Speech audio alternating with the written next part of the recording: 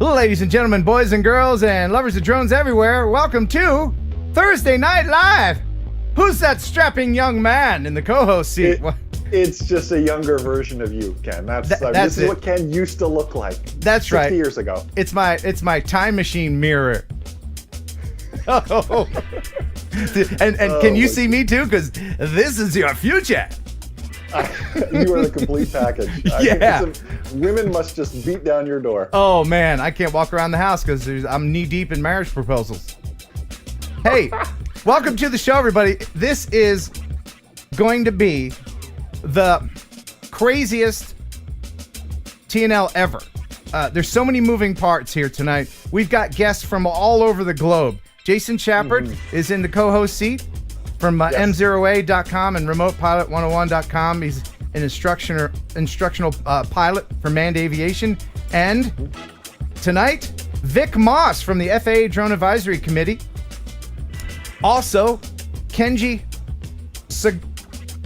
Sugihara. I'll get that right. Kenji Sugihara, he's also on the Drone Advisory Committee. Drew Camden, president of Rotor Riot, will be on the panel. And everybody wanted him to be on, and I managed to get him. It's 2 a.m. in New Zealand, but Bruce Simpson, a.k.a. X-Jet. He's a New Zealand aviator, inventor, and YouTuber extraordinaire. He will be on the panel tonight. I already saw him in the chat. Yeah. So, welcome. He was asking if Taylor Swift was going to be here, too. Well, as he was asking. Yeah, I wasn't able to get a hold of Taylor Swift's people just yet, but I sent him a fruit basket, so maybe next week. Jason, what have you been up to? What's new with you, man? Living the dream every single day, Ken. Been flying a ton of manned aviation, ton of unmanned aviation. Obviously, what a big focus is going to be tonight is all the new rules coming out. That has been such a focus of us, of getting content out, getting content updated, and just helping to break this down into plain English, because this was written by like 87 lawyers. And there's not a lot of plain English stuff for people like you and I, that aren't exactly college educated. We're brethren in that one. I mean, maybe you are. I'm not, though. But I done went to college for a little bit, just for a little bit. Exactly. So we're working so hard on that. So that's been keeping us really, really busy with what we've been up to. Okay. Well, tonight we've got drone news from Jeff.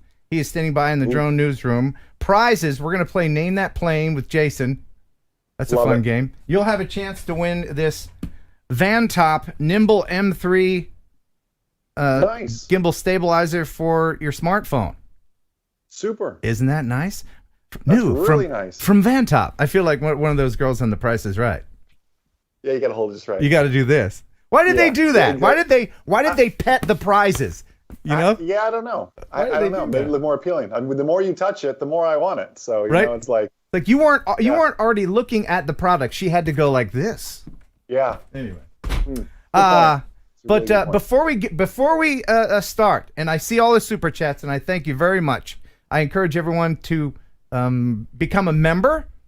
Looking for 10 new members tonight, if that's a possibility at all, if you've been thinking about it. They can use the Jason Schappert emoji or emoticon in there too if they become a member. That's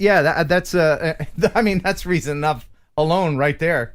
There's special emoticons. I mean, it's kind of cool. Yeah, it is cool. And you know what else is cool? Our sponsor, Pigeon Jerky, and there's a new video tonight. Enjoy the Cadillac of processed meat. You can take the night off, my friend. We've got this. You'll enjoy pigeon jerky, the Cadillac of processed meats. Yeah. You'll enjoy pigeon jerky,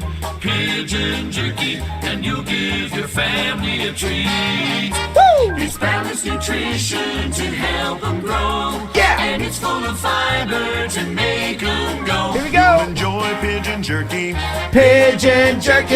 Cadillac of processed meats. Yeah. Ken, you've got some moves there. You must have that didn't take much animation because you could just replicate all those. Yeah, they put ping pong balls on me and did motion capture. That was like for the video games. Yeah. And they accurately depicted my gut. That was nice, wasn't it? Now could have brushed your hair a little more. Yeah. Speaking of pigeon jerky, There's a viewer named Elsmeghead. He's in the UK. He's probably drunk right now because usually he watches the show after he leaves the pub. And he put this together for us. This is a parody of Pigeon Jerky. Ladies and gentlemen, Elsmeghead. You'll enjoy Thursday Night Live with Ken Heron and Kelly, Jeff and Ashley too. There'll be fun and quizzes and Kelly's misses. The bird is the word in the news. It's the #1 live stream. It's got pizzazz. There's only one rule. Don't fart in the rats. If you think it's funny, super chat some money. Cause TNL is here for you. Yeah! It's so good. Wasn't that great? Wow. You need to send him like his 1 penny royalty for that. He spent a lot of time on that. I really do appreciate that. Yeah. And he lives like powerful. in the only spot in England that doesn't have any COVID. He lives on an island called Guernsey. I think that's where he is. Wow. Yeah, and it's COVID free. Yeah. So, man, there's a lot to get to. I don't want to miss anything. Let's go ahead and go through a few of the super chats before we bring in Jeff in the news. Sure. I wanted to thank people. I don't know if you guys knew this, but you can go in and start chatting even before the show begins. The Mojek, 10-pounder. Thank you so much. He says the Genesee to Tennessee installment number 2. Anyone else to join in? I think he's trying to get Genesee, who lives in New York, to come to Tennessee for a visit, and that would be fine. I like it. Ken, a.k.a. 40 Po. $182 super chat. Wow. Thank you. I like it. Ken says, I will be in and out most of the evening, but here's to your 182nd show. Thanks for all the fun, Ken. Yeah, this is show number 182. Super. Haven't missed one. 182 weeks. That's true. Alexa, how many years is 182 weeks? 182 weeks is 3 years and 6 months. That's a long time to do something every week. And no wonder you don't have a girlfriend. True. I was gonna, and she said, hey, you want to go out Thursday night? And I was like, well, I'd love to, but. Kennedy Aviation with a $2 super chat. Hello from Chicago. Hello, Chicago. Hey. Thank you. And John Young with a $20 super. Is that a super sticker? Stickers, I like stickers, yes I do. I do. Stickers, Yeah. stickers, I like stickers more than you. Thank you, John. Stickers. And Good sticker, too. yeah, it is. He says, thanks for being you. Don't go changing. Yeah. And Kennedy Aviation back again with a $5. All my favorite people. Thanks for putting this show on. TJ Grady with a $10. Thanks, man. That just happened just now. Looking forward to another amazing TNL. Thanks for the hard work, Ken. Well, awesome. There's a lot of people going to be on tonight, so we don't want to keep everybody waiting. Let's get right into the news. Stop the music. It's time for news. Heading on into the drone newsroom. All the drone news you'd ever want to know about, ladies and gentlemen, Jeff Sills. What's happening, Jeff? Howdy. Well, tonight's drone news is brought to you by GPC Custom Drone Cases, providing you with the highest quality professional cases so your investment is always protected when it's not in the air. Custom cases also available by request. GPC, designed for life. Be original, be blue. Use discount code TNL10 for a 10% discount on all purchases at goprofessionalcases.com. Link in the description. Yes, and of course, right after the news, I'll be giving away 3 of these GPC SD card. It'll be over there. These SD card holders. Yeah. They're really cool. So, what do you got, Jeff, for us? All right. So, first in the news, DJI FPV drone battery photos recently showed up, I guess, in Chinese social media. These images were I guess, leaked out. But it looks like, based on what you're seeing here, is that, some of these batteries are already available to be purchased, at least, I guess, in China, in a retail setting. But of interest is the fact that it has the DJI branding on it, and it has the rubber connector to This over and this plug is into the apparently drones. for the DJI FPV quad that's soon to come out. Yeah. DJI is huge in our industry if a battery picture makes the news. Right? The battery looked a little big though for an FPV drone. I mean, I guess there was nothing to scale it next to, but didn't it look more like an Inspire battery or something sitting there? It is. Well, I can tell you that I've held one, and it's about the size of the palm of your hand, a little bit smaller, but it's. Gosh, when I think of FPV, I just think everything's all about weight and balance and the aerodynamics, and that just looks big. I mean, I guess there could be a big FPV drone, but well, I mean, this is a 6S FPV quad, and the battery is a lot of weight on it. So yeah, I guess you're right. Yeah, you got to have that, otherwise it won't go. No.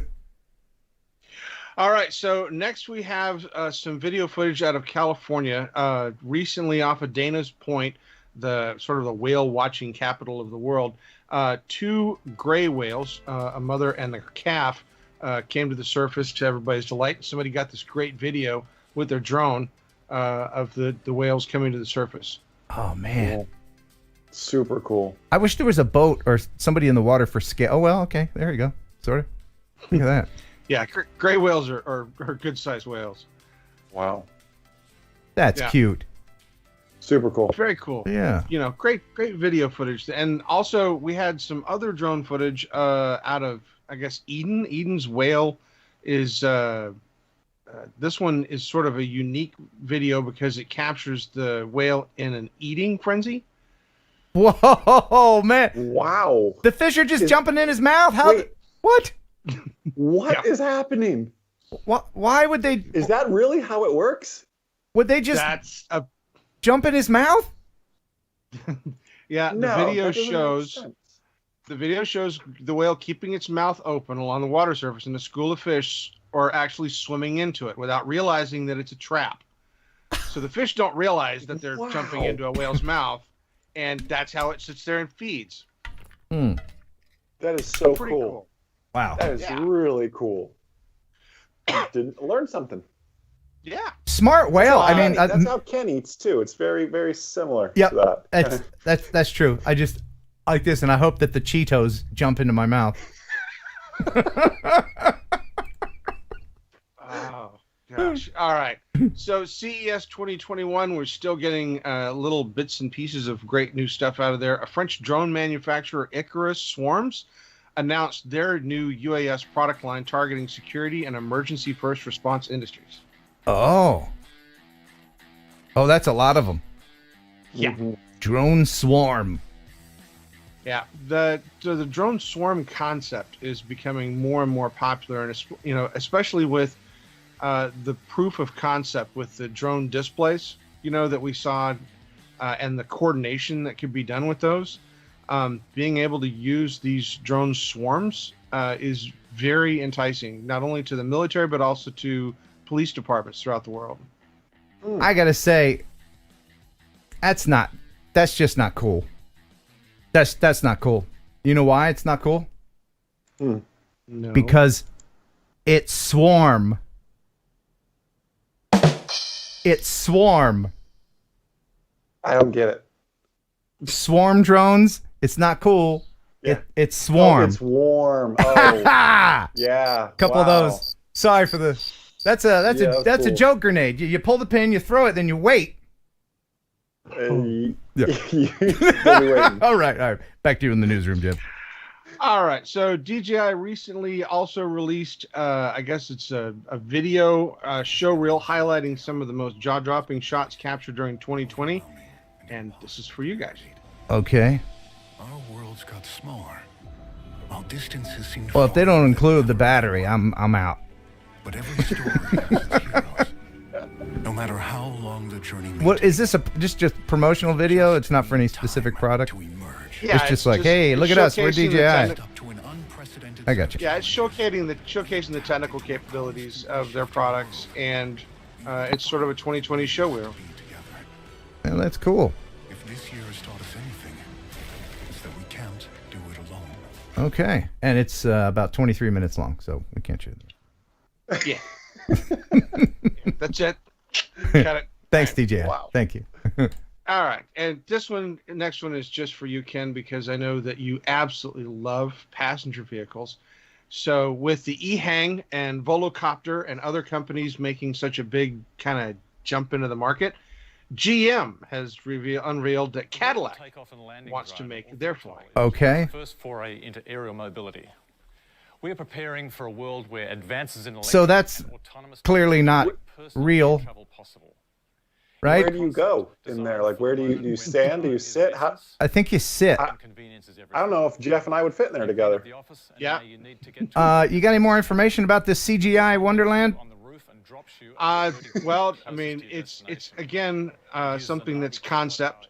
It's a one-passenger configuration, and they're going along the basis of challenging like EHang and these other companies to be able to make a mobility unit. So again, this is going to be something that's an autonomous system, more than likely, that will take you from point A to point B. Oh, hold on. Someone's going to have this. Someone's at my Jetson door. Yes, hello? Okay. Yeah, they're telling me that we can't use this unless we ourselves are computer generated. So. I love all these companies that have these wish things like, okay. Yeah. All right, you know, I can see the meeting at And a lot of money went into this, too. Oh yeah, you can see the meeting at Cadillac. All right, we don't want to be left behind. We got all these other companies that look cooler than we are because they got these passenger drones. Yeah. We got to get on the line here. Yeah. Now we don't, of course, have the budget to actually make one. Can we make a computer one and then pretend it's real? We can do that. All right, good. Okay, we're good. They're just wishing. Make it look cool. Yeah. You know, that'll never happen. I'm pointing to the stands and I'm saying you'll never see that. I'm kind of with you on that one. Throw that on the wish pile. Yeah, especially single person autonomous. Like I'm really weird. I don't know if I could hop in something that it then flies. Like maybe it's the control freak in me. Like if I could pilot it, I'm fine with that. But just sit in and hope that this computer just knows what it's doing. Right, freaks me out a little bit right now. I want to have my hand on the control stick the moment it smashes into the ground. Yeah, exactly. At least it was my own doing. The whole way down, I'm gonna be like, at least I tried. Exactly. Yeah. Well, the concept of a flying taxi has been something of dreams and wishes for decades. I mean, you go back to the early 1940s and the world, what is it, the world festival that they would have in like New York and stuff. Everybody was touting. World's Fair. They were touting flying cars and everything to that effect. So this is just a dream that, as we see the technology advancing, is really starting to come together. EHang, I think, has the best shot at putting this as... They're so far ahead. I mean, they already have something that is flying. Again, but when you get into this single person thing, there's a reason there's not many single place manned aircraft out there. They're for the military. They're for air show performers. They're for very specific purposes. I mean, aviation isn't fun by itself. And I guess in this sense, it's to get somewhere. But when are you going somewhere without somebody else? I don't know. I wouldn't ride. I wouldn't up to the masses. I wouldn't ride in a car that didn't have a driver. Yeah, on the ground. I wouldn't do that. You know. Exactly. I wouldn't do that. Good point. Yeah, it'll be. We will all be dust before there are flying cars. There will be one day, hundreds of years in the future. Once battery technology improves, and once they figure out that whole anti-grav thing, because it ain't going to be propellers. I can tell you that. Right. All right. Good point. All right. So according to very specific studies on the internet that I've done recently, there are other manufacturers other than DJI that make drones. Auto Robotics recently announced their new Dragonfish, which is a tilt rotor design. The new Auto Robotics Dragonfish VTOL UAS. The Dragonfish boasts a new tilt rotor design that combines the efficiency of fixed-wing aircraft endurance with the takeoff convenience of traditional multi-rotor drones.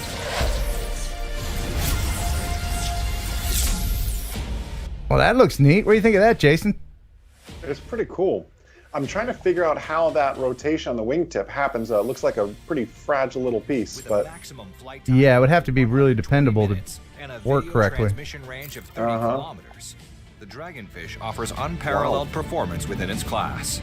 The provided GNSS base station and the integrated RTK module allows the Dragonfish to fly confidently. I just like their uniforms. Like, Ken, if you and I dress like that out in the snow, and we could just, fly a Mavic Mini and look cool. Oh man, I think you'd look cooler than me. People be like, you could call me on the radio though. Like, what's that fat guy doing dressed up all in black next to that real thin, good-looking guy?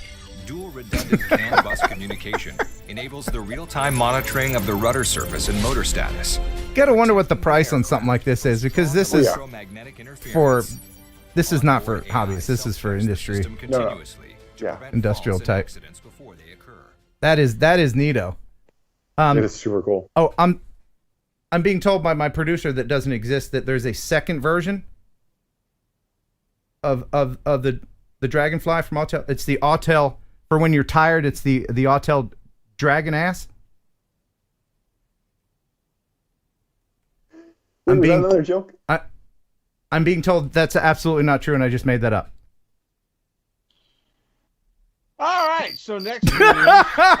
Hey, Did we miss another joke, Jeff? I feel like I thought it was it's not. Video. It's not the dragon fish. It's the dragon ass. He's gonna make sure that we understand. It wasn't funny the second time either, though. That's the problem. Maybe I'm too young. I don't know. Hey, I will be returning super chats at the end of the show if you don't feel like you've gotten your money's worth. All right, so the UK police recently shared information about an Aeron Skyranger R60 accident. This is a drone that I guess they use for policing areas. And this particular drone had an emergency cutout failure. It fell 70 feet into a pond. And apparently, the pilot that was part of this reported during the flight that he became aware of messages on the flight controller that he just didn't recognize. So he just kept flying until it cut out and fell 70 feet into a pond. That's a fairly expensive drone from what I understand. And so that's probably not going to be on a police budget, tab anytime soon. Yeah, if you're a police department and you're thinking about starting a drone program, you have to factor in a learning curve, Well, that and also get drones that can fly, I guess, longer and not fall 70 feet into a pond. So yeah. All right. So out of Australia, this one is something I thought was really impressive. A guy came up with sort of a new way of saving the day for people using his drone. He came up with a way of using his drone to get a text message out, allowing rescuers to find a stranded group of people. Okay, so the group was stranded, and they attached a phone to a small drone, and they sent it up high because UHF radio waves travel line of sight. And once the drone got high enough that it was able to reach a signal, then they were able to get a text message out requesting assistance. So they used the drone to get away from all of the stuff that was blocking them. It's a pretty cool idea. Yeah, that is a good idea. I think, don't they do like internet, like they have internet balloons, like 3G balloons that just float there for really rural areas. Yeah, sure do. And they're like little repeaters. So that's cool. Yeah, what a great idea. Just get that drone up in the air. Of course, the battery's going to run out at some point. I think they use tethered drones to do that instead of balloons as well. Yeah, there's tethered drones that the cell phone companies, in cases of disaster areas, flooding, hurricanes, etc., they can drive these little trailers out, and the drones, like all packaged into it, and launch it, and it provides cellular service. They did it in Puerto Rico, I believe. Yep. I saw that. I've even seen in the pre-COVID days at large public gatherings, everybody's bombarding the LTE or the 3G services, so they'd bring those out there as other repeaters as well, using tethered drones. Pretty cool. Very cool. All right, so last in the news, the FAA recently approved a company by the name of American Robotics to fly its automated drone in a box. The concept of a drone of a box has been around for quite a year, but this drone departs from some of that as its housing is also part of the charging. Oh, this feels like some kind of force multiplier.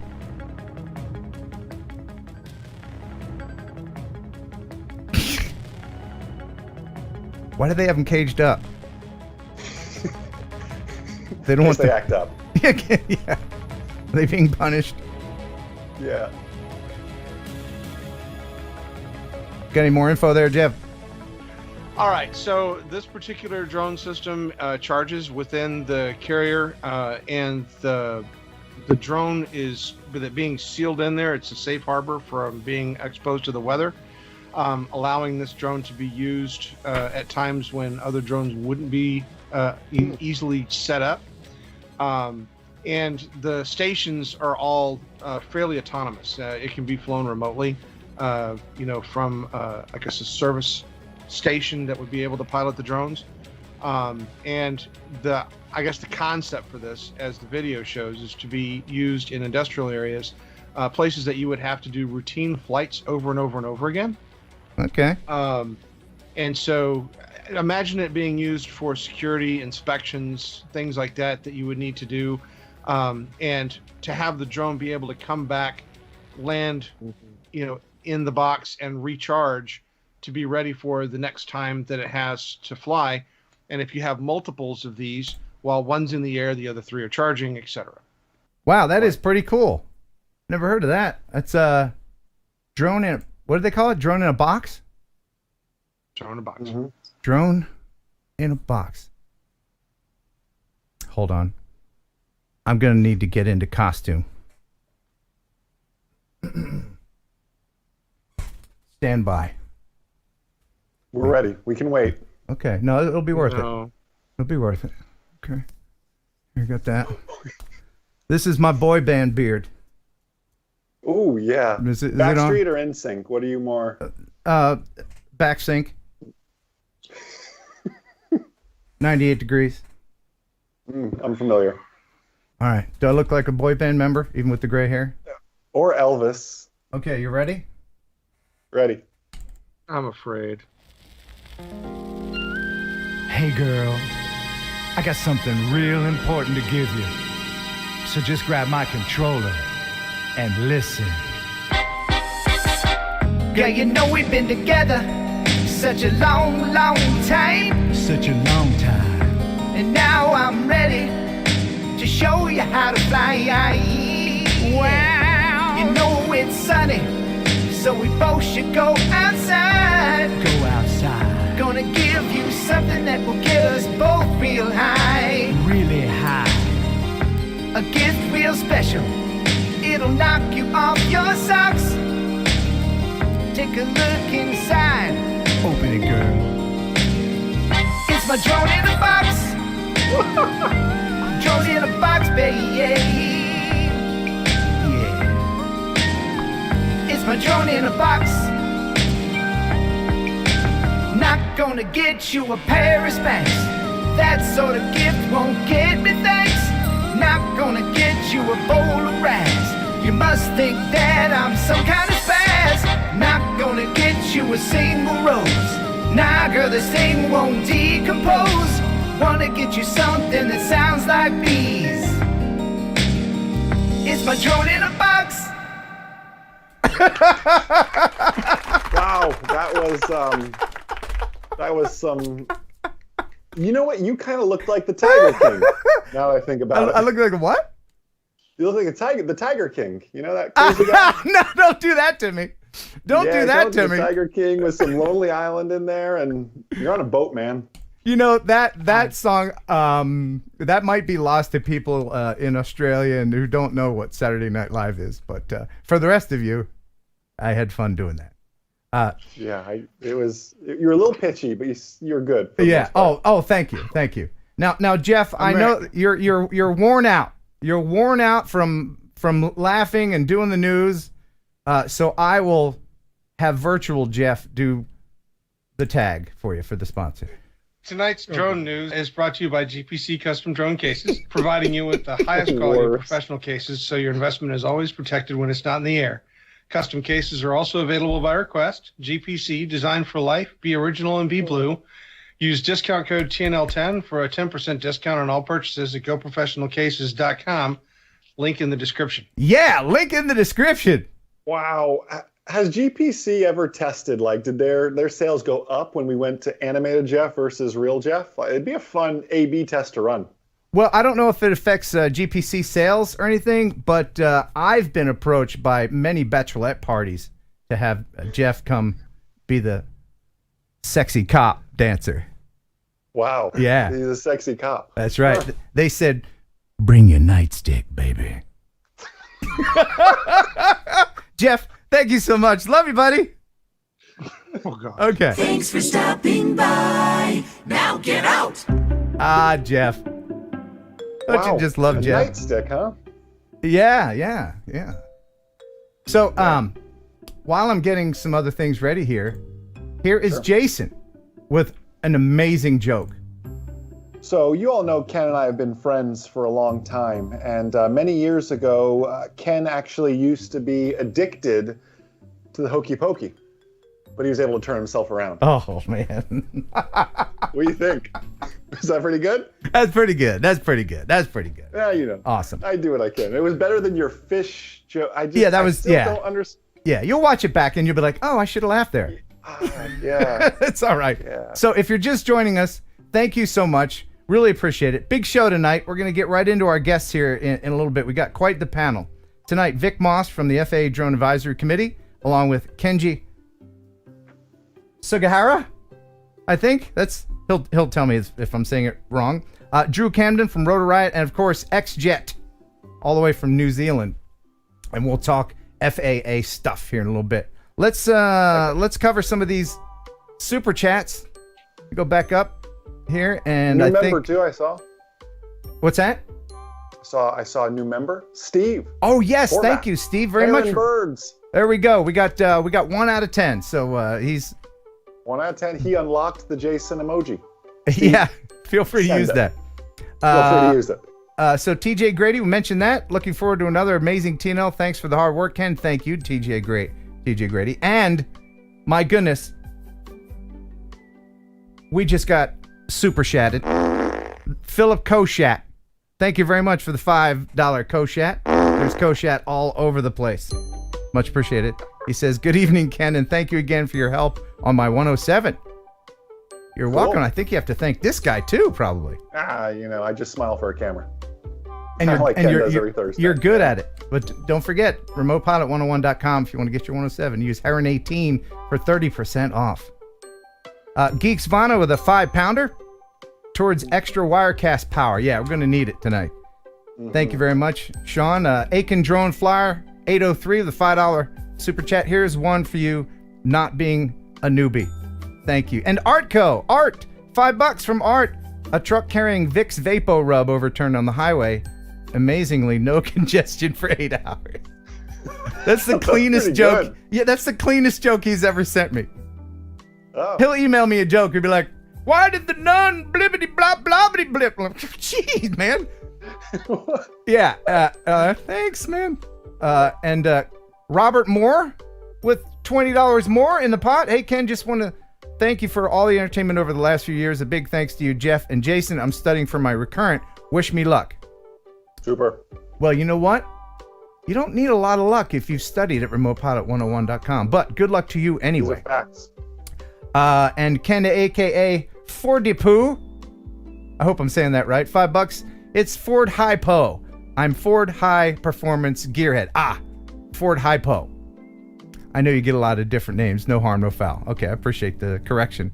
And hold on, let me get his sound effect. If I remember. Ladies and gentlemen, Johnny Caffeine. There he goes. He's very fast. Johnny Caffeine with a $3 super sticker. There he goes. Much appreciated. And then again, Steve Hardat became a member. Rob Camarda with $20. Thank you, Rob. Awesome. I know you have a lot going on with this show, but I'm still waiting to hear the Howard Stern story. Maybe TNL After Dark. I will never tell that. I'm sorry. I will just say that I worked at a radio station in Memphis, Tennessee, and I ran the syndicated Howard Stern show, and I got fired because of Howard Stern. It's a long, horrible story. It's not even funny. Wow. It was 1996, and I was inexperienced and stupid, and it was my fault, not Howard's fault. And machine now everybody wants their sound effect. Okay. Okay, I'm trying to remember all of them. Jeez. Where is it? There it is. It's Machine Gun Droner. With $5. Thank you very much. And Jim Pedikowski, $5. Can you pronounce my name correct this week? I think it's... Pedikowski. I think it's... Is it Jim? Jim. Did I get it right? I think I pronounced it right. H. Burt French for the $5. Thank you so much. I got a few more months and I get to... All right. Recert. Recert. Oh, recertification. Okay. Whew. Man, all right. Yeah, everything is precarious. It's working now, but you never know. Wait till we add like 8 people to this. Right. Okay, so I want to play something that will first piss you off. No, it'll make you laugh, then it'll piss you off in that order. Okay. All right. I'm ready. And I'm glad you're here for this, Jason. I'm happy about everything. It's hard for me to get mad though. Well, so let's see. This will anger some people. Do you ever? All right. This is from Michael Haraballo. Guys, I'm a longtime fan and subscriber. You've got to check out Season 9, Episode 3 of Chicago Fire on NBC. Have you ever seen that show? I have not. It's like a nighttime soap opera. It's stupid. I've never watched it. He says, this will enrage you as it did me. There's a scene where paramedics rush to help a young woman who has her nose cut off, and the responders notice it happened from a toy drone. They spend more time figuring out how to take revenge out on the drone rather than tending to the injured young lady. So, and he says, I'm sure Bruce Simpson would love a rant on this one, but I don't have his contact info. Well, don't worry. I think Bruce is watching, and everyone else is watching. This is absolutely ridiculous. I'll see it. I'm going to laugh. Oh, I can't wait to see the chat. Isn't that great? Isn't that great? Yeah, it's terrible. I like what XJet put in the chat. I just can't say what he put in the chat. What did he say? Can you believe it? He said, no, it's not that bad. He said, this hoe is going to hit the drone. Oh, yeah. The garden hoe. The garden hoe. Yeah. Yeah, is this really a show? Oh my God, this is so bad. People watch this show. Yeah, well, it's COVID. We're all kind of stuck inside, running out of stuff on Netflix. But then they see that and they associate drones with that. Like that's the scary psychology of all this. Like drones cut people's faces off, Yeah, there's that baseball player, the pitcher that got cut by a drone. So drones must just cut people. Right, drones are bad. So whoever created that, whoever wrote that episode, needs a hug and a dose of reality. And a Part 107. Yeah, I mean, that wasn't realistic at all. They didn't do any research at all. And they just assumed that nobody would notice that it flip-flopped between having prop guards, which would have prevented any noses from being lopped out. It's just so silly. I can just see you sitting in your pajamas, eating a big bowl of popcorn, watching Chicago Fire one night, you and the dog snuggled on the couch, and then you notice that and just become outraged. I become outraged sometimes when they include drones in shows and they're just making stuff up on the spot. Yeah. There's a horror movie. I forget what it was called. There was a horror movie about a killer drone that came to life. Did you see that? I'll send you a link. Yeah. I live a sheltered life, apparently. Yeah, it was terrible. And it was funny, but it wasn't meant to be a comedy. Anyway, so I got some more viewer videos, and let's go ahead and bring in our guests so they don't have to wait any longer. Okay. So, oh boy, this is going to be... All right, while I bring in guest number 1, maybe Jason can tell us another joke. Did you guys hear about the new electric lawnmower from Tesla? It leaves your yard with Elon Musk.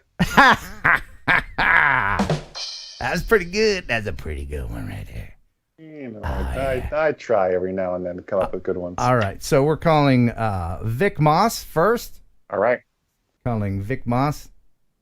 And see, it's going to be like Hollywood Squares, hopefully. Yeah, a little Brady Bunch action. Yeah, you were doing this before Zoom was doing this. Like that's right. That's right. You're the original. That's me. Wow. XJet's really, it may be 2 a.m. over there, but he said that joke wasn't mulch good. Ha ha! He's on fire. We got to bring him in soon. Hey, Vic. Howdy. Welcome to the show, my friend. Thank you, sir. All right. I just want to sit back and listen to you guys. I mean, I'm having fun just in the chat. I got to turn it off now. Okay. It'll be very distracting. Yeah, but, no, it's been fun. Okay. I'm waiting for the pigeon jerky. Do you want me to give me a FedEx number? Yeah, I'll get you a bag, a fresh bag. All right, so let me go ahead and try to bring in the rest of the people here as I try to break the internet. Oh my goodness. So you guys just talk amongst yourself. This is the awkward part. I'm going to try to bring in Kenji.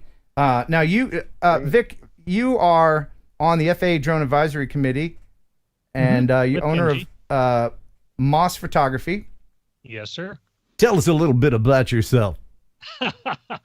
I was born. No. I've been a photographer for 32 years. And so when drones came out, it's like, hey, the world's most tallest, most versatile tripod. So that's all I really wanted to do was, put the drone in the air, take pretty pictures for my clients. And it sort of snowballed from there. And here I am. How's that for a short story? That's pretty good. Way to kill time while I bring in the rest of our guests. Oh my goodness. Is that Kenji sent me a text and said, wait till you see what I'm wearing. Oh, that's awesome. So that's fantastic. Good. You can buy those? I didn't know you could buy those. Why don't you own that yet, Ken? Hello there. Nobody gave me one for Christmas. My birthday's coming up though. Oh my gosh. Can you even breathe in that? Wow. Man, so you could get a lot of jerky from that pigeon. All right. Wow. So you're gonna have to turn off the stream you're watching because there is a little bit of lag.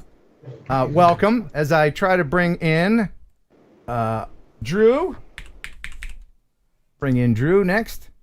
What am I supposed to put on? What have I got? Yeah, I feel like we're all underdressed now. Oh yeah, feel free to wear costumes. There he is. There we go. There he is. Welcome. All right. All right. All right. Oh, here. Calling Drew. Everybody find it. Happy birthday. Nice. My daughter gave me that. Nice. Hey, Drew Camden, welcome. Hey. All right. Hey, Drew. And How you guys doing? We got to put somebody Super. down here. Let's try to put. Wait, this is really important. Yeah. Where can we download Drone in a Box? Like iTunes, Spotify? I've got to get that. Should I shoot your ringtone? Should I shoot a video for it? Yes. What? You haven't already? No. What? Yes. I just recorded that yesterday. Oh my gosh. Which yeah. My Little can I Pony come is do a that, Kenji? cameo in it? Oh, look at this. I think we've got another hat. Hey, Bruce. Nice. Hey, welcome, man. Hat party. Hi. The big guns are here. There you go. All right. Okay. Welcome. Welcome. No. Let me just start this off. Welcome, everybody, to the panel. Let me introduce everybody. Of course, Jason Schappert, instructor pilot, aviation author, and founder of M0A and RemotePilot101.com. And then Vic Moss. Let me try to point to him. Vic Moss over there. He is a member of the FAA Drone Advisory Committee in the Citizen UAS Operators section, and he's the owner of Moss Photography and founder of DSPA. We'll talk about that here in a minute, along with Kenji Sugahara. Am I saying it right? Sugahara. Yep. Sugahara. Okay, and he is also on the Drone Advisory Committee. And Drew Camden, president of Roto Riot and FPV God. Oh man, I wanted to be Drew Camden tonight. and now the understudy of Drew Camden, ladies and gentlemen, all the way from New Zealand. That's why I put you down there, because New Zealand's down there. Inventor and YouTuber extraordinaire, Bruce Simpson. Ladies and gentlemen, welcome. So tonight, we're going to talk all about cats. Nothing else. No, we're going to talk about FAA stuff. So let's start with Vic and Kenji. Maybe you guys can just kind of, for people who don't know what the Drone Advisory Committee is, what is it, and how are you associated with the FAA? How did that come about? Go for it, Kenji. So the Drone Advisory Committee is a body that advises the FAA on policies that they're thinking of putting into play. So we just give the FAA advice. And what's unusual and nice this time around is that they actually included drone service providers. So folks who fly drones for a living. I mean, you look at the rest of the folks on there that were on there previously, they're like huge businesses, they're CEOs and all this stuff who probably never flew a drone in their life. So having some folks in there who actually fly drones, not only for work, but for fun is a great improvement. Yes. And I appreciate you saying that. But and now you and Vic are the only people in the Citizens UAS Operators section among 36 now, is it? Other members? I think so, yeah. Okay. And I'm looking over the list. You're right. It's like Amazon, UPS. It's like all these, presidents, captain, founder, president, CEOs, and everything. Shouldn't we have just like, Jim Bob hobbyist on there that is just a fan of flying and hobbies, rather than having everybody have a vested interest in it with an attached business? Because there's a lot of people, I'd say most people, fly drones and quads, FPV, fixed wing, everything like that, for fun mostly. Shouldn't we be better represented in that way? I'll take this one. Okay. Right. You know what? You're right. One of the issues with applying for the DAC is that you have to represent and speak for a community. AMA was there. They're not obviously now. But what you would need is an organization or a leader, I guess would be a good way to put it, because technically I'm not part of it, DSPA on the DAC. I'm just Vic Moss Photography owner, citizen, whatever it was. But I have a very large online presence. So if you had somebody in the FPV, well, David could have been in the FPV community, or Zoe or somebody like that, who would be able to apply and then be the spokesperson for that particular crowd.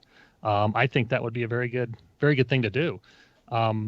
The fact that Kenji and I are both on it now, though, is a step in the right direction, because we both are. I mean, we both, I don't use these little guys. Where am I? These little guys back here for business. They're for fun. And just getting to the FPV side of things, I'm a newbie, as they say. But it would have been. I hopefully in 2 years when our terms are up, we can, y'all can get, or we can get somebody in that represents more of the hobbyist, the FPV side of things. Yeah. And Vic, you don't know how to do barrel rolls. You don't know how to do flips yet. Once. I can do it one time with each drone. Shots fired already. For joining the DAC, you don't have to do a power loop. Yeah, that's not do that. But Ken, you got a super good point. FPV deserves a voice on the DAC, and Dave Messina would have been perfect to be on there. And next time I talk to the FAA, I'm going to ask him, hey, these guys deserve representation because it's such a cool type of drone to get into, and it gets a lot of kids into it too. So believe me, what you're saying isn't wrong, and we believe you 100%. We back you 100%. Okay, are you guys going to be advocates? Because it seems like there's a huge disconnect with all of these huge people that have 3 and 4 car garages and doctorates and everything. They don't know what FPV is all about. Because you can flown it. Yeah, or flown it. You cannot fly FPV line of sight. That's why they call it FPV and not LOS. Right. Let me just a quick aside. Here's me trying to fly FPV line of sight.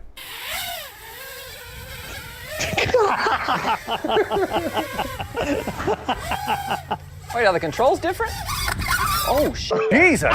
What in the holy hell? Dude, I do not want to fly this. So, especially when you're starting out FPV, it's a little dangerous. And I've known people that have flown FPV for a while and they can't fly line of sight. So it's absolutely ridiculous to expect that. Thoughts, anyone?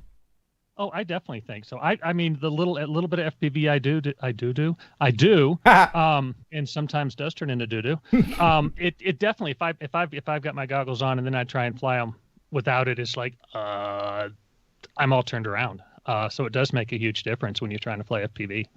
How can we get the feds to understand how they're affecting FPV in particular and the rest of hobbyists, because you can't lump all of model aviation in together. You just can't. Drew, your thoughts on this? Yeah, I mean, one, I think that having a little bit of line of sight skills can't hurt, but to have it be a requirement or to not make that distinguishment is like, it's definitely an oversight. I mean, the way that we fly FPV drones and the purpose that we fly them for, and the potential risks, it's just a completely different profile, right? When you're flying an FPV drone, your altitude is generally going to be lower. You're going to be in more close proximity to things, whereas with line of sight operations, you tend to be at higher elevations, flying in more open areas. I mean, it's not just the skills required or the equipment, it's an entirely different use case on top of that. And that's kind of the scariest part about the regulations being passed, is that FPV, how it's used, the type of equipment that's used, the purpose being used for, is so different from kind of the rest of the use cases that feels like it's going to be very easy to be overlooked. So that's a big concern. It's a legitimate concern too, but Kenji and I will be there. I mean, yeah, we're your voice, like it or like it or hate it. I know some people aren't real thrilled. No, I just spoke with Dave Messina today, the awesome. president of the FPVFC. He and I still talk a good amount. Yeah, I was disappointed that he wasn't at it. I was bummed to hear that the AMA is no longer represented. It's kind of because also, again, I don't really feel like the AMA has FPV's interests in mind. They certainly represent model aviation, and I think that's great. And I think protections and considerations for model aviation, some of it will carry over to FPV. So I was kind of like, I'll take what I can get. I'll take the AMA being a part of it more than anything else. But ideally, I was really hoping to see the FPV Freedom Coalition represented. So, like you guys were saying, hopefully in 2 years that could happen. Mm-hmm. Well, David's on our board, like I mentioned earlier. So he is on the DAC for all intents and purposes. He is there with us. So we have your back, or your front, or whatever. do you see? Dave and I actually have a conversation, are scheduled to have a conversation with Jay over, who's the head of the integration office, tomorrow, and we're going to talk about some of the issues, like the visual line of sight stuff and the remote ID. And we're going to be asking for some clarification, because there is some potential stuff that could be not so good, but I think the way you can read the rule, it's not as bad as we think. But I know what it's like to rip around between trees and stuff, and do those power loops and just dive between things and go underneath things, and it's a heck of a lot of fun. And it was mind blowing for me the first time I put on goggles and tried it, coming from sort of the DJI world and all that stuff, and strapping on the FPV, and I had a blast. It was probably some of the most fun that I've ever had, and I got the bug. And knowing that, one of my goals, I don't know if it'll happen, is to get folks on the DAC to actually try FPV and just be yes, either put them on or make them puke. Yeah. Wow. How much Jason and goggles? How much influence? If you guys can set that up, you tell them I'll bring a whole case of drones and some goggles, and I'll get all y'all flying. Let's do it. Yeah. Just let me know when and where, because I think that's exactly what you're saying is very true. That it's such an experience that you can describe it, you can show them a cool YouTube video, it's great and all, but when you actually put on the goggles, that's when your eyes are actually open to what it means. Yeah, it's the closest thing to flying that humans can get. Jason, if you'll keep an eye on the chat, if there's any questions that people have, if you can, set those aside. Yep. And Bruce, we're going to get into some of the technical stuff that you've been talking about, of course. But before we get off this topic, I wanted to ask you guys, how much influence will you have? Wow. How much influence, pardon me, will you guys have with the rest of the board as far as being an advocate for us? As much as we can. Now, remember, we're just an advisory board, just like every other federal agency has their advisory boards or councils, committees, sorry. So will everybody listen to us? I certainly hope so, because Kenji and I plan on listening to them. It's not going to be, it's going to be a cooperative situation where we can work with somebody rather than against somebody, because I think more can get done there. But let's see. I mean, we are the small businessmen on the committee. So let's hope. I mean, we both have the experience behind us, at least in the business world and some of the other stuff. So hopefully our voices will be heard. I think they will be. I have no reason to think they won't. Shall I say something? Yes, please, Bruce. Yes. I've been sitting here listening, lapping it all up. We've got you guys are the citizen members of the DAC, and as Ken quite rightly pointed out, where is the hobby representation? If you look at the numbers, I've just been crunching the numbers. There are 1.7 million registered drone pilot or operators in the USA, but there are only 200,000 Part 107 operators, which means that over 85% of the people flying drones are not doing it for monetary return or in furtherance of business. They're doing it for fun. Yet the people who are doing it for pure fun have zero official representation on the DAC by way of members. That's an incredibly loaded device. I know that Kenji and Vic will do their best, but the FAA has shown by choosing people that are not purely recreational, they don't really care. And excuse me if I don't have a lot of reverence for a government organization that would steal my videos and then try and cover it up later. I mean, trust is something that is earned. It's not a right.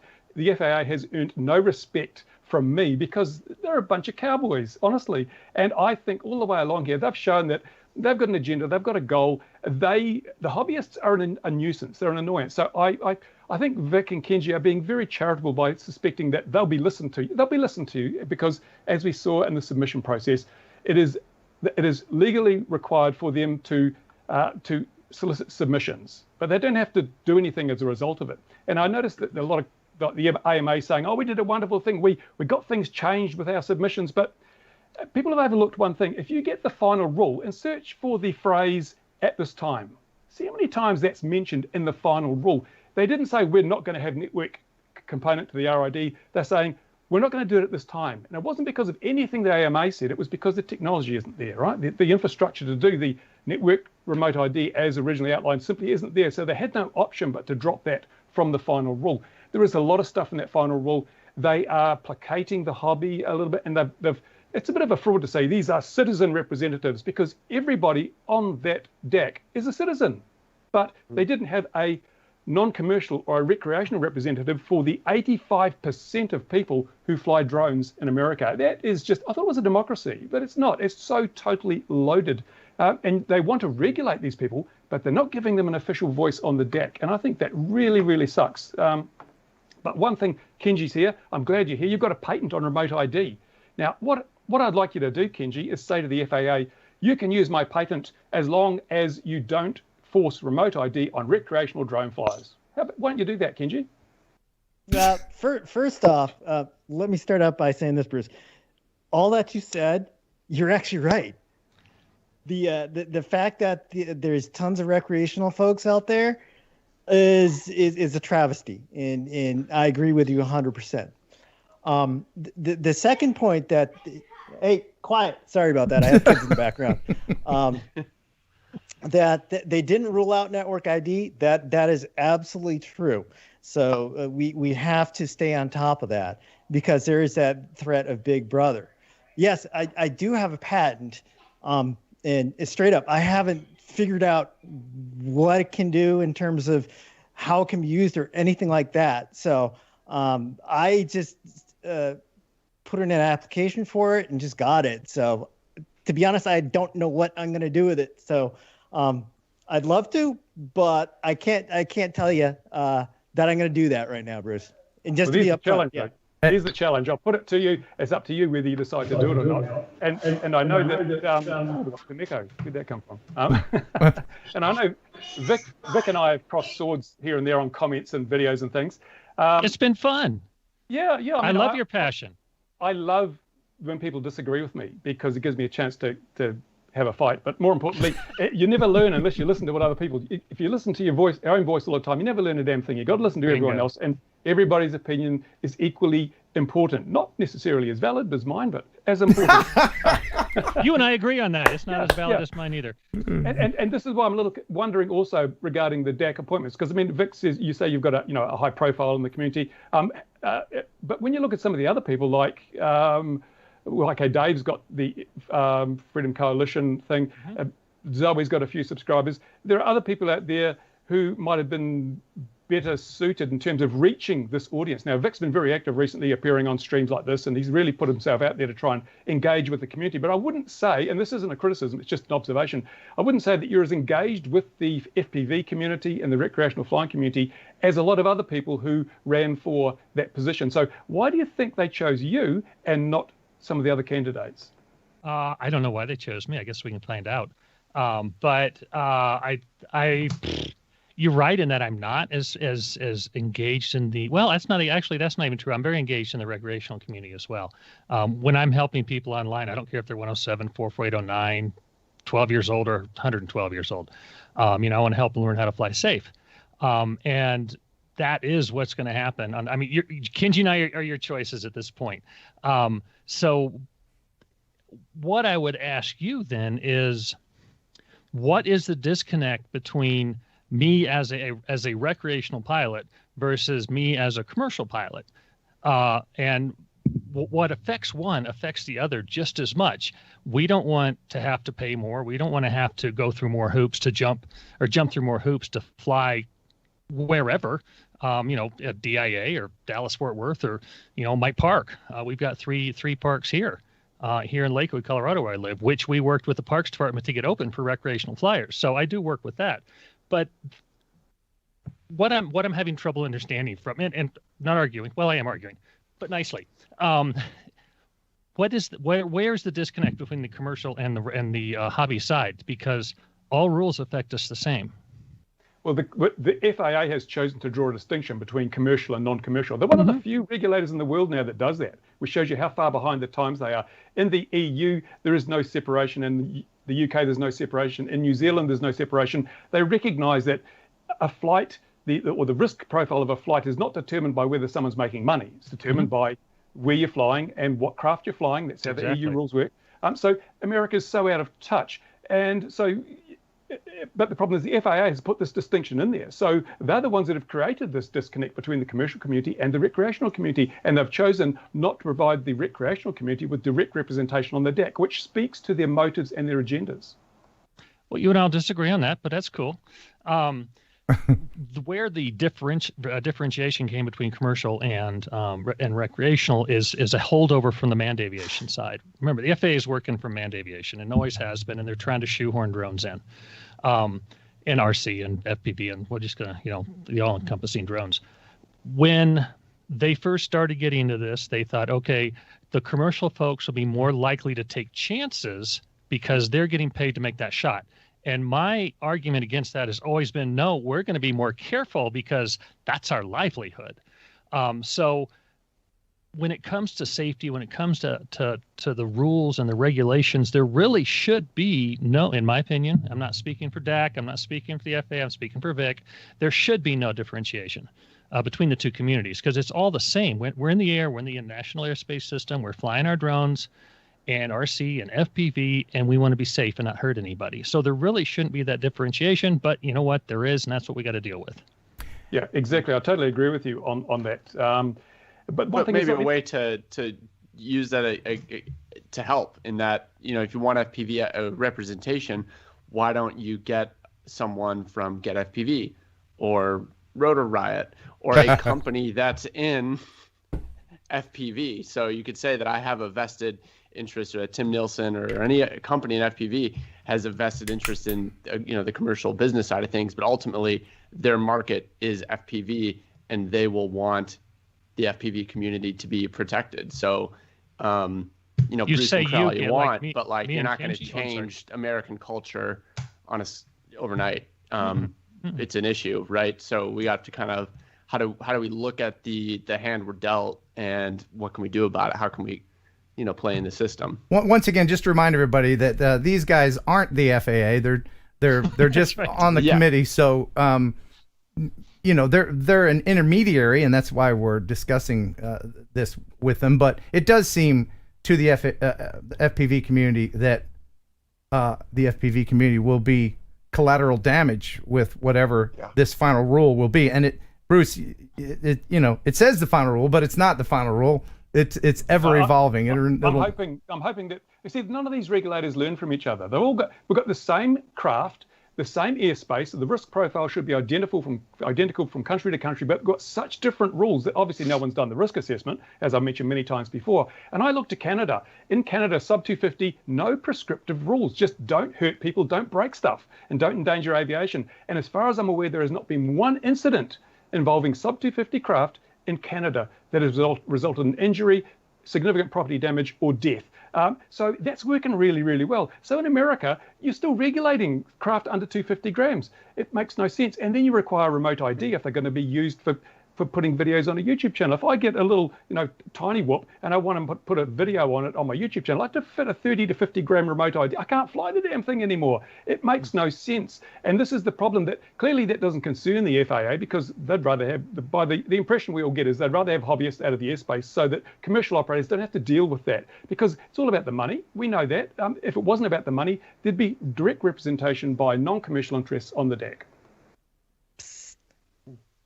Canadians are smarter and better. Well, look, actually, the Canadians are great, and a lot of their regulations we see coming out of Canada are pretty common sense. And sometimes I do wish that the FAA took some cues from our partners in some other countries, because there's some great sort of examples out there. I mean, the implementation of Jerris and Sora coming out of Europe is fantastic.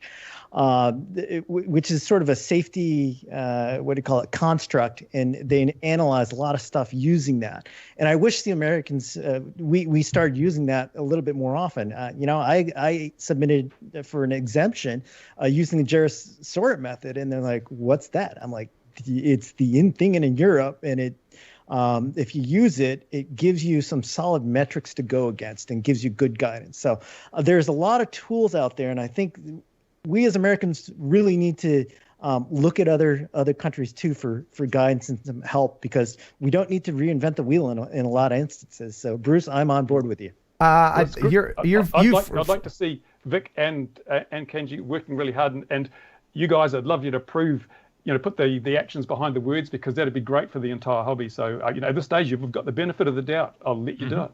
Kenji, we're going to try. I mean, we are just advisors. Okay, we have not been appointed to the round table. So But I think just the fact that you guys are here on this podcast to begin with shows that you give a crap. Yeah, absolutely. I do. I give y'all are here. Mm-hmm. You're and that proves something, right? So I'm happy we got someone. Yeah, and Kenji, by the way, Kenji is frozen. Am I frozen? Yeah, you're frozen. Yeah, but you're kissing everybody, so that works. Do you want me to? I can call you back. I might restart my computer because I think my computer froze. So. Yeah, I'll hang up. I'll hang up with you, and I'll call you back in 2 minutes or something. Yeah, that works. Okay. All right. In the meantime, what I do want to point out, one of the things is, you're right, FPV's not there. But the real work on the DAC gets done in the task groups. And who is incredibly, obsessively active in those task groups is Dave Messina. He probably does more work on the task group than any of the other members do of the DAC. So there's no seat at the table for the FPV. Whether or not y'all get along with Dave, that's not the point. But he is in there with doing his darndest to keep the FPV community going. Which is why he and Kenji are also going to be in the phone call tomorrow. What is the limit for members of the DAC? It's at 36 now. 36. How many more? I more? pulled all that up, but I went past that page. Is there room at the table for a Zoe, who was going to join us tonight, but she's been sick? Oh, I feel bad for that. Hi, Zoe. And why did I don't see choice. it. I don't know if it's full or not. Second choice.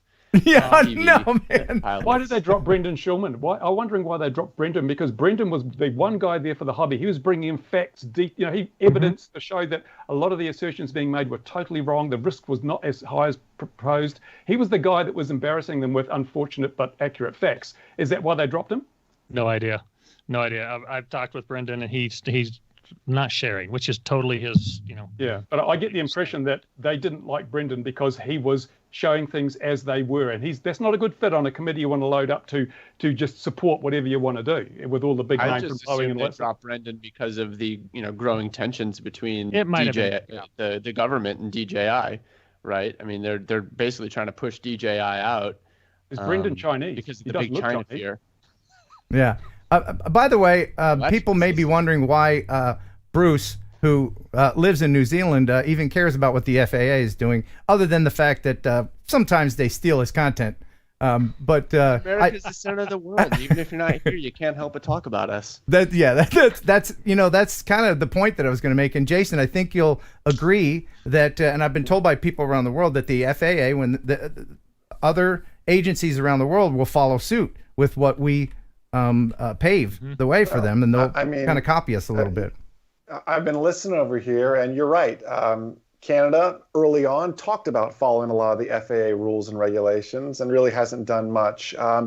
EASA has been saying for years now that they're going to come out with something. COVID delays it, this delays it. We're still waiting for more rules and guidance on that. And Vic made a really great point earlier as to why are we separated between a hobbyist and a commercial pilot. And he was spot on. It comes from manned aviation.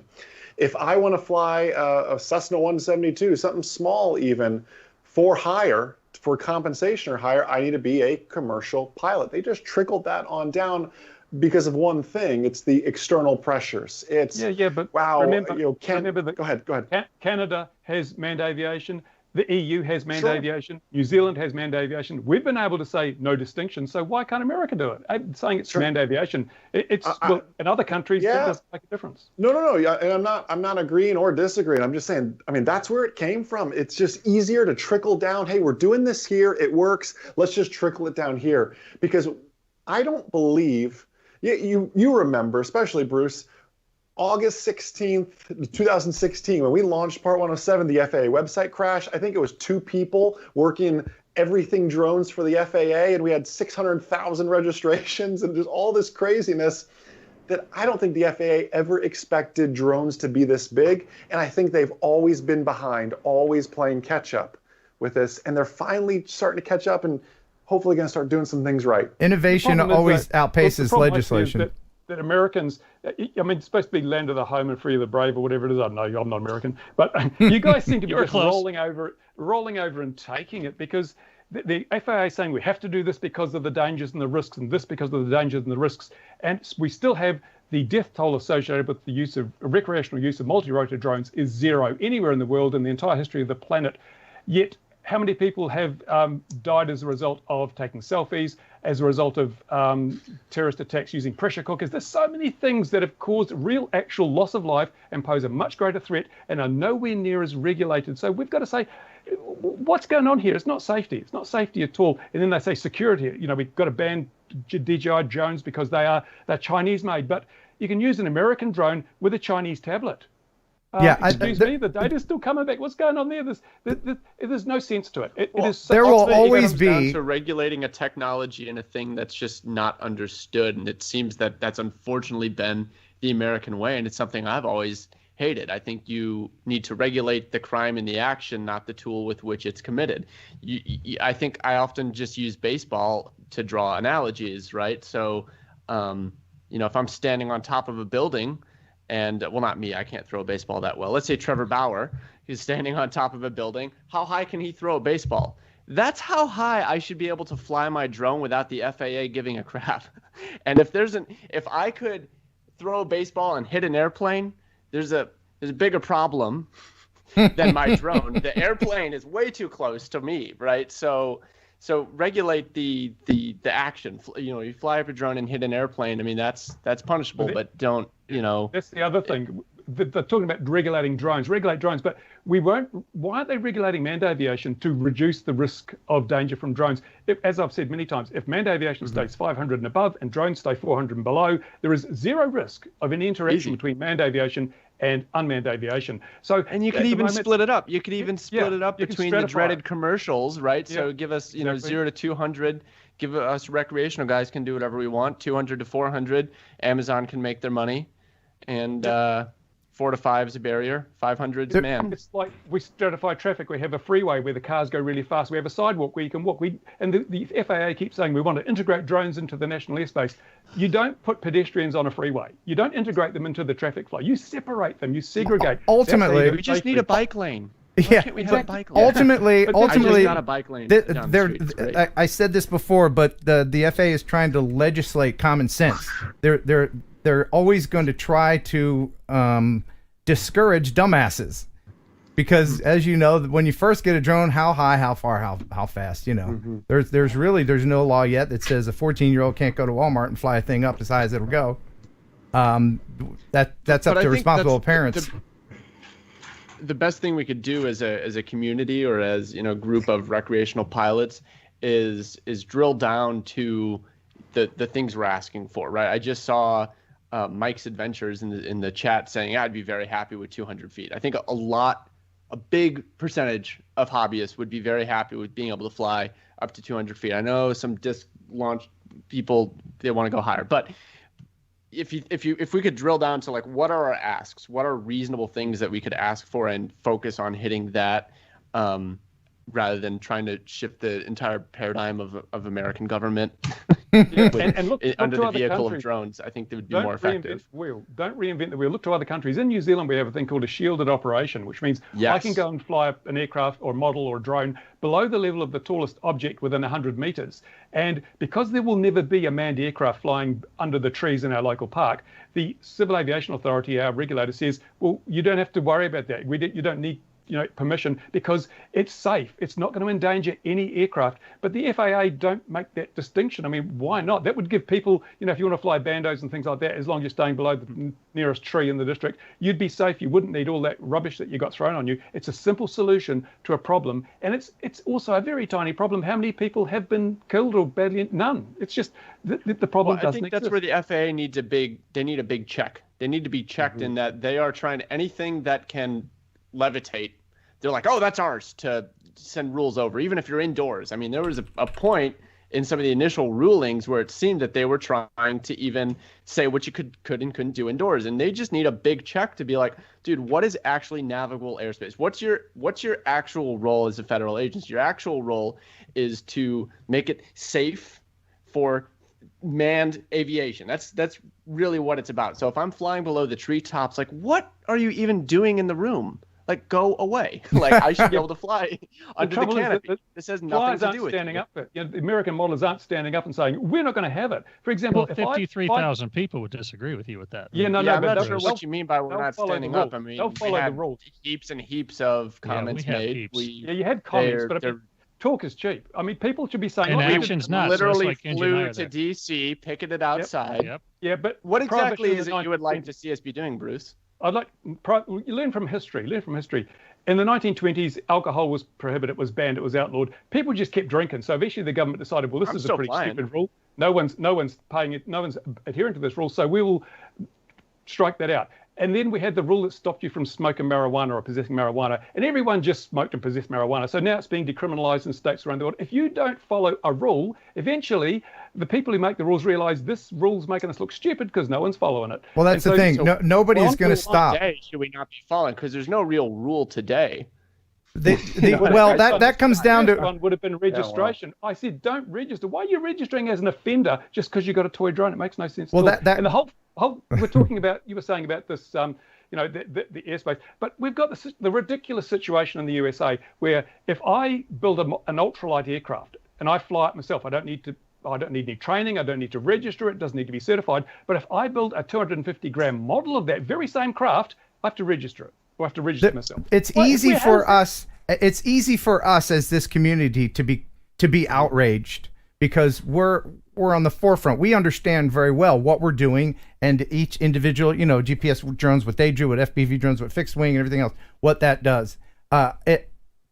That clip I showed earlier, that horrible TV show that vilified that poor little toy drone, is an example of the disconnect that most people have in the world about what drones are, because it's still the Wild West. It's still very new. It's not as Wild West as 2015, 2016, 2014, but it's still very new. And it's the reason why the FAA is trying to make a stick figure sticker. And by that, I mean the stick figure sticker you see on a soda machine so that a dumbass doesn't shake it and get crushed. That's the way they have to think. They have to think in broad terms for everybody. Unfortunately, there are no drone police that can go out there and say, well, you're doing it right, you're doing it wrong.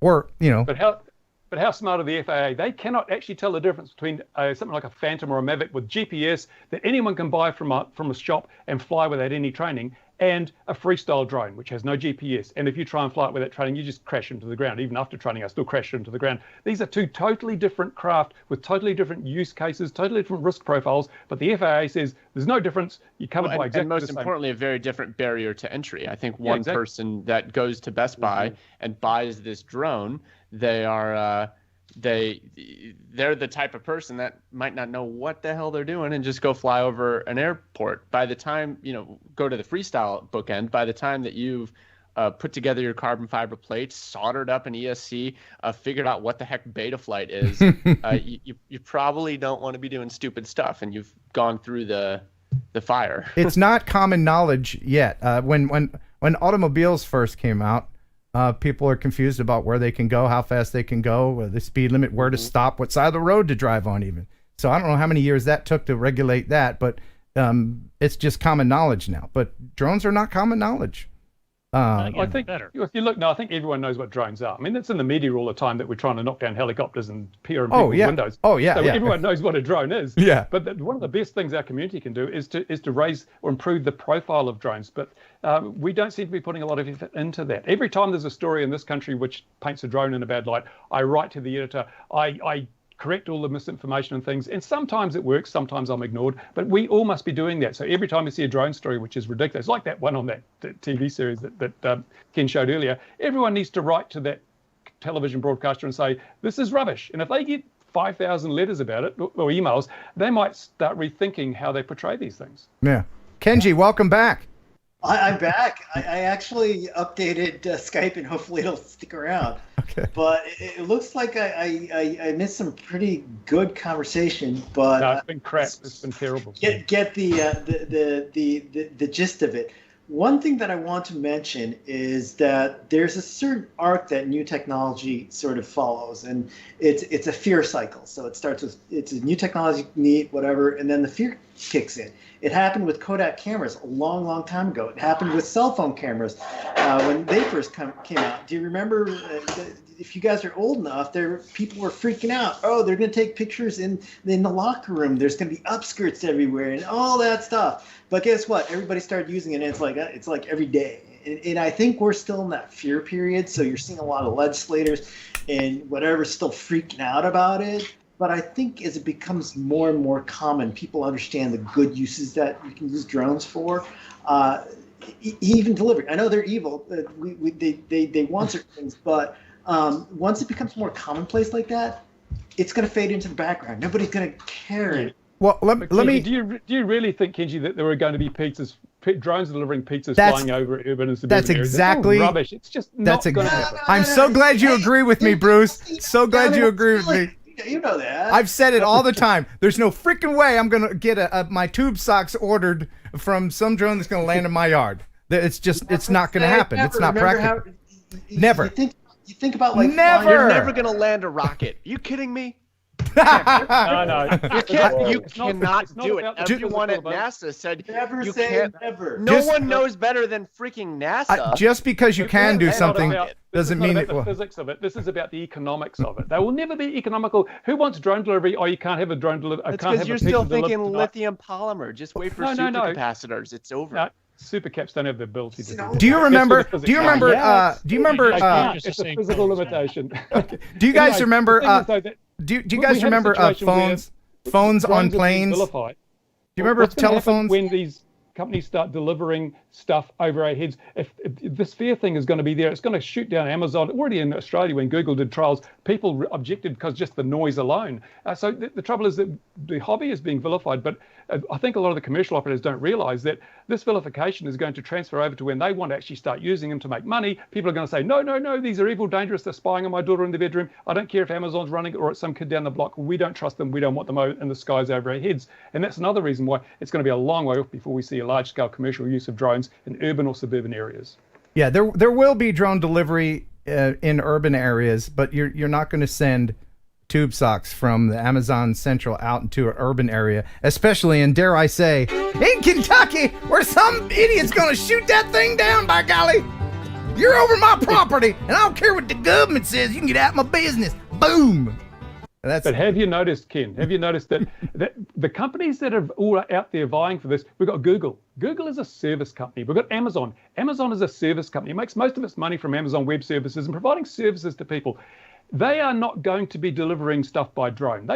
This is just a fabrication. What they want to do is establish that this is a viable thing, and other companies will come in and start doing this. They want to provide the UTM services, the management services, the clip the ticket for every movement in the airspace, which is why network ID was such a big thing. That's why Google has strongly criticized the removal of network ID from the remote ID bill, because it removes their ability at this stage to start providing a service and clipping the ticket. Google and Amazon make their money by providing services to other people that do things, and that's what they intend to do. They're not going to be delivering stuff by drone, they know that, but all they need to do is cement in the eyes of the rest of the community that drone delivery is going to happen, and then the FAA steps in and says, well, we need to have this big UTM and everyone will have to sign up to it. That's the long game, and people don't realize that. Yeah, they're I'll agree with you partly, Bruce, and disagree in another part. Google, you're right. I think their play is UTM, and one of the reasons that they objected was they've sunk a lot of money into sort of UTM and network remote ID and all that stuff, and I think that's why sort of they took that stance on the broadcast remote ID. But I do think, like Amazon, there's other third parties who will end up using drone delivery. The other piece too is there are some delivery folks who are actively testing for like medical supplies to get things to places quickly, like heart transplants and whatever, where time is of the essence. Yeah, great point. But I think what Bruce is getting at is that it doesn't really matter, because I'm with you. Drone delivery is going to happen in some form or another. But really the point, I think what Bruce is saying is that it's why the larger corporations in our space is scary is not because they want to do deliveries. It's because they want to impose technology that they can profit off of and have regulations in place that require us to use a service that Amazon provides so that we can be tracked, whether it's to, take real estate photography or have a drone race or whatever, they want to get in on it. We're an annoyance to them. There's some truth to that. Yeah, we're basically pests, is what we are to large corporations. No, we're not pests. We are the product.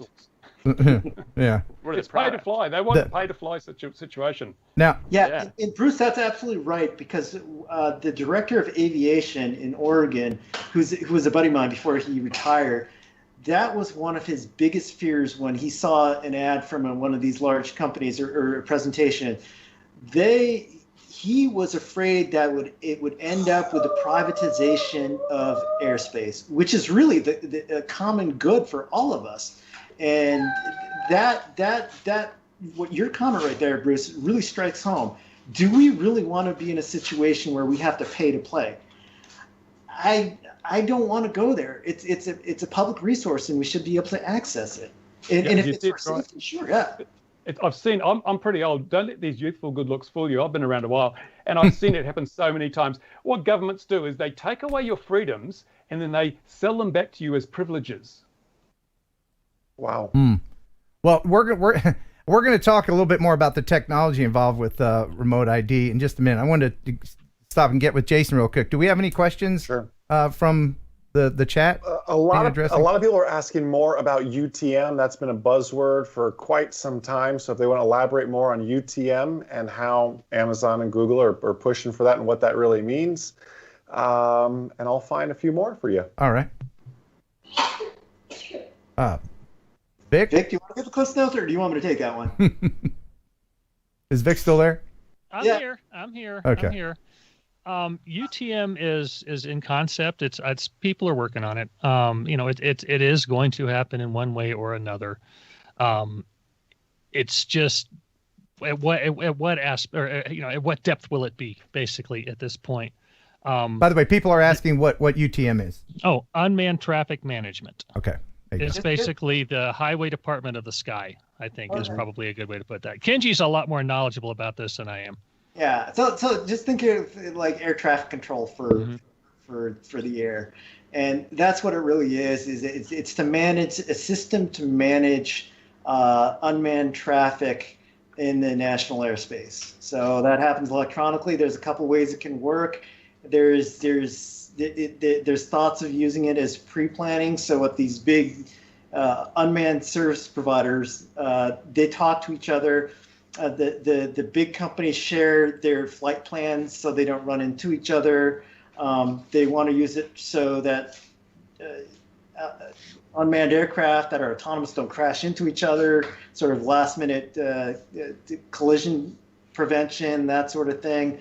And also just to as a remote ID sort of system, so people know where each other is. So that's the sort of general framework. There's always going to be an outlaw component to this, and I hate to make this connection, but I will tell you, guns have been around forever, right? Huh? And they're regulated. How many I'm wearing long sleeves. There's the gun show. How many unregistered drone gun owners are there in the country? I mean, people are just going to do their thing, no matter what. So the term is civil disobedience, right? I think when at the current point, the rules are, they're reasonable, right? Register your drone or don't register your drone. Use AirMap or don't use AirMap. And I just fly all the time, and it's pretty chill. As things actually come into effect, because right now it's still just talk. It's still just words on paper, right?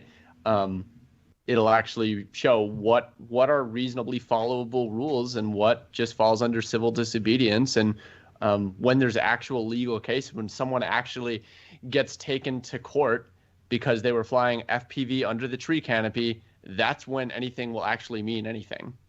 That's, we're years away from that. The way it's going to work is in 2022, when the remote ID rule for manufacturer comes into play, what you're going to see is most of the consumer off-the-shelf, all the consumer off-the-shelf drones, they'll have to comply. So as time goes on, you'll see more and more of those out as people replace their old drones, whatever. So they'll be compliant. There's the home builds, which we do, like we build our drones. There's the sort of AMA field guys. Yeah, some of them won't comply. You're right. That's a complete fact of life. It's just like folks who drive. Some of them don't drive with insurance. Some of them don't drive with a license. You know, so there's always that aspect. The way I think most people want to comply and want to be a good citizen, and so there'll be compliance for that. And the other piece too is the enforcement will come when something bad happens. That's when you'll see someone punished. It always seems like there has to be a horrible plane crash killing hundreds of people before they change something in the aviation community. That's just economics, unfortunately. Yeah. But again, I think that the big thing is that the FAA needs to check in what their actual jurisdiction is, and that they want to require all drones sold. I can buy all sorts of vehicles that are not street legal. Today, I can go buy an ATV. And the expectation is don't drive it on a public road, drive it in your yard. Why shouldn't I be able to buy or build a drone and fly it below 100 feet or under trees or in my backyard and property that, thinking about going out into my backyard and that the federal government is regulating the airspace starting at 1 inch above the grass is like banana town. It's just banana town. They need a check in what they actually have a say over.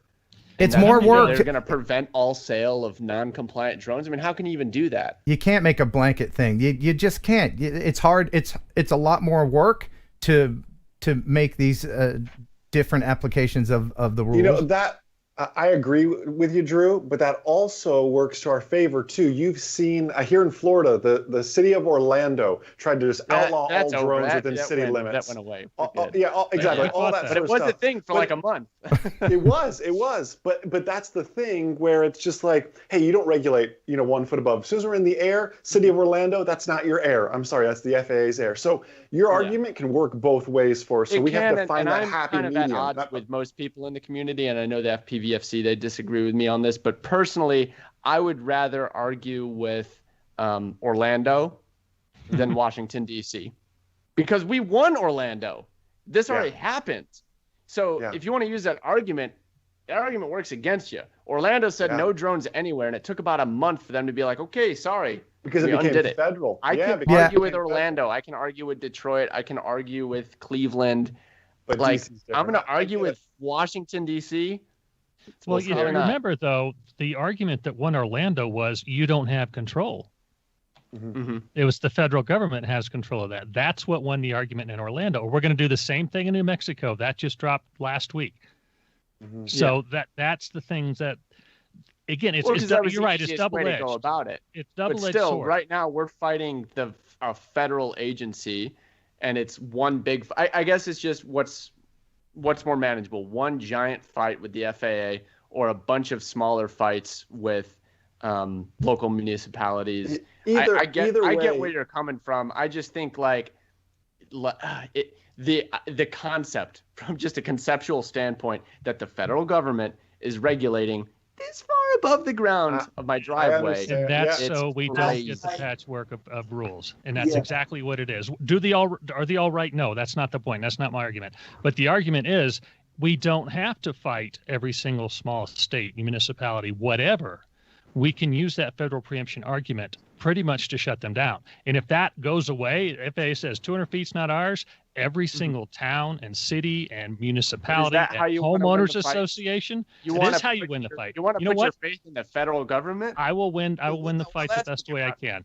I will win the fight the best way I can. And right now, that's the best way. But I think right now, the federal government is proving that they're idiots and they don't understand what states are worse. Cities are worse. And I would just strip them of their authority from 0 to 200 feet. And that is me. I know I'm pretty alone in a lot of the community on this. I've fought a lot of bureaucrats over the years, and I can tell you one thing is that they do not respond to logic, common sense, facts, or evidence. They live in a fantasy world where whatever they think is the reality of the world, and anything else that comes along like inconvenient facts is just dismissed. At the local council here and where I live, I went in yesterday and pointed out that they've been in breach of civil aviation regulations for the past year in the way they've been running the airfield, and it caused an incident just before Christmas. The response from the council was to ban me from speaking to council anymore. That's it. This is the way these bureaucrats work. We don't like the facts. Let's shoot the messenger. We don't have to listen to the facts. We can claim plausible deniability. It's not about what you say, it's how you say it. I am so diplomatic, mate. I am Mr. Oh, Lordy, no. All right. All right, everybody get back to your corners. Oh, this is fun. Get back to your corners. Bruce, I love it. All right. Drew, Jason, I totally agree with both of you. You both make very good points, and that's the thing is we're faced with these choices and these things that could eventually go against us. But there is a solution out there, which I hope eventually comes true. And Bruce, it's actually the Kiwis and New Zealanders who got this one. So I'm sorry about that. It's the protected operations. It's like operations that happen at really low altitude. Those are a prime candidate. They're low. If a plane is flying below the trees, it's got bigger problems than a drone. Actually, having said, I said that to CAA before they brought in that protected thing, and their response to me was, but you never know when a helicopter might need to do an emergency auto rotation into that stand of trees where you're flying. And I told them to get stuff. The helicopter has way worse problems than your drone if he's auto-rotated into your backyard. Now, something y'all might have missed last week in one of the FAA announcements is that the University of North Dakota is leading up a 5-university team. One of the things they're studying is shielded operations. So the talk has started. Now, that particular study is not necessarily for FPV. It's like, hey, let's look what FPV can do. They're trying to figure out the best way that the shielded operation aspect can then be incorporated into the NAS. So, yes, it needs to be done. It needs to be done. But we're talking the speed of the government here. And if you really look back in the last 5 years, the FAA has done more in the last 5 years than they have in the last 65 years or whatever it is when they were formed. When it comes to advancement of aviation. So they understand that, they're the dinosaur.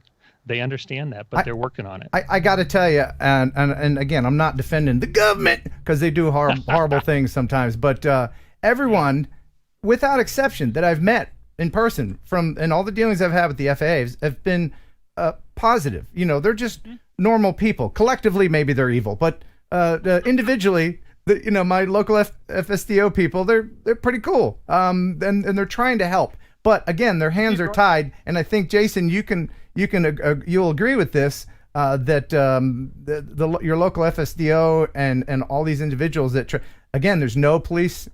The only way that anyone ever gets caught doing anything wrong in the United States right now is if someone reports it. And they still need all the evidence to back it up and everything else. So, hey, before we get too far, Joseph asked in the chat, what are shielded operations? If someone can share that too. Okay.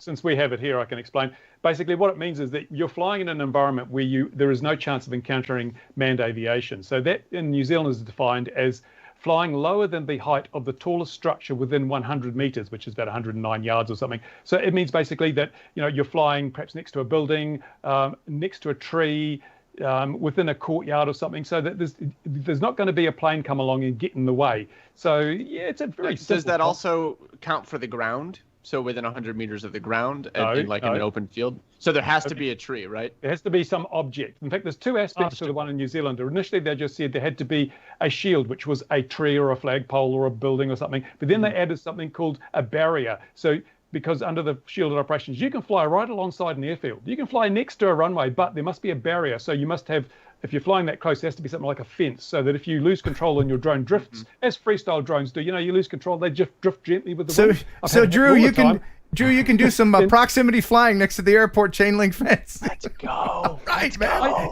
I do it in New Zealand. I fly next to the airport. I fly below the level of the fence. It's only a 5-bar fence, but I can fly really low. And technically speaking, I'm legally allowed to do it because it's a shielded operation. Wow. Okay. Jason, are there any other questions that we have here? No, I see a bunch of people just kind of chatting over there. Okay. If there's any specific questions for everybody, go ahead and put them in the form of a $100 super chat, and we'll get right to it.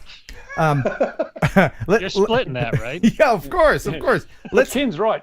When you talk to the individual people that make up these bureaucracies, generally speaking, they're good people, and they have an understanding of what's going on. They have an affinity. But what happens is, as you move up the chain of command, we all know deadwood floats, and as you get closer to the top, that's where you encounter the bureaucrats and the career bureaucrats and the politicians who have no connection to the people below. Almost every bureaucracy has really good people with feet on the ground. But as you get to the top, you start dealing with people who are just more interested in their own best interest than anyone else's. It happens universally in every bureaucracy I've worked with. Yeah, the fat cats, man. I want to steer this back to, and maybe Kenji and Vic can address this, specifically for the FPV community and builds. When the words remote ID are put out there in the interverse there, people are very frightened about somebody's going to come take my drone, or I'm not going to be able to fly my quad. So what about that? Can we still build 2 years from now? Will we still be able to build it? Will there just be a little thing that we can attach and then good to go? Or is it going to kill? And the second part to that question, please tell me that you guys are letting these other people in the committee know, and the FAA know, that you cannot have fun flying FPV without FPV. What's right now, I think, as the law stands right now, is FPV illegal. I mean, just out there by yourself? No, with it's not. And actually, in the final rule, the FAA refused to define BVLOS or VLOS, because then what they do is they then refer back to what is already being used, and that is that you can use your spotter within proximity. I don't remember the wording, but you can do that right now. And I think that's part of why they did that, because they didn't really want to get into it, which is one of the reasons why Kenji and Dave are having their phone call tomorrow is let's get this out there. Let's get this done. The FAA understands that the wording as it is now could be taken as making FPV illegal. And they know that's they can't do that. They can't do that because then compliance will literally be zero in that particular instance.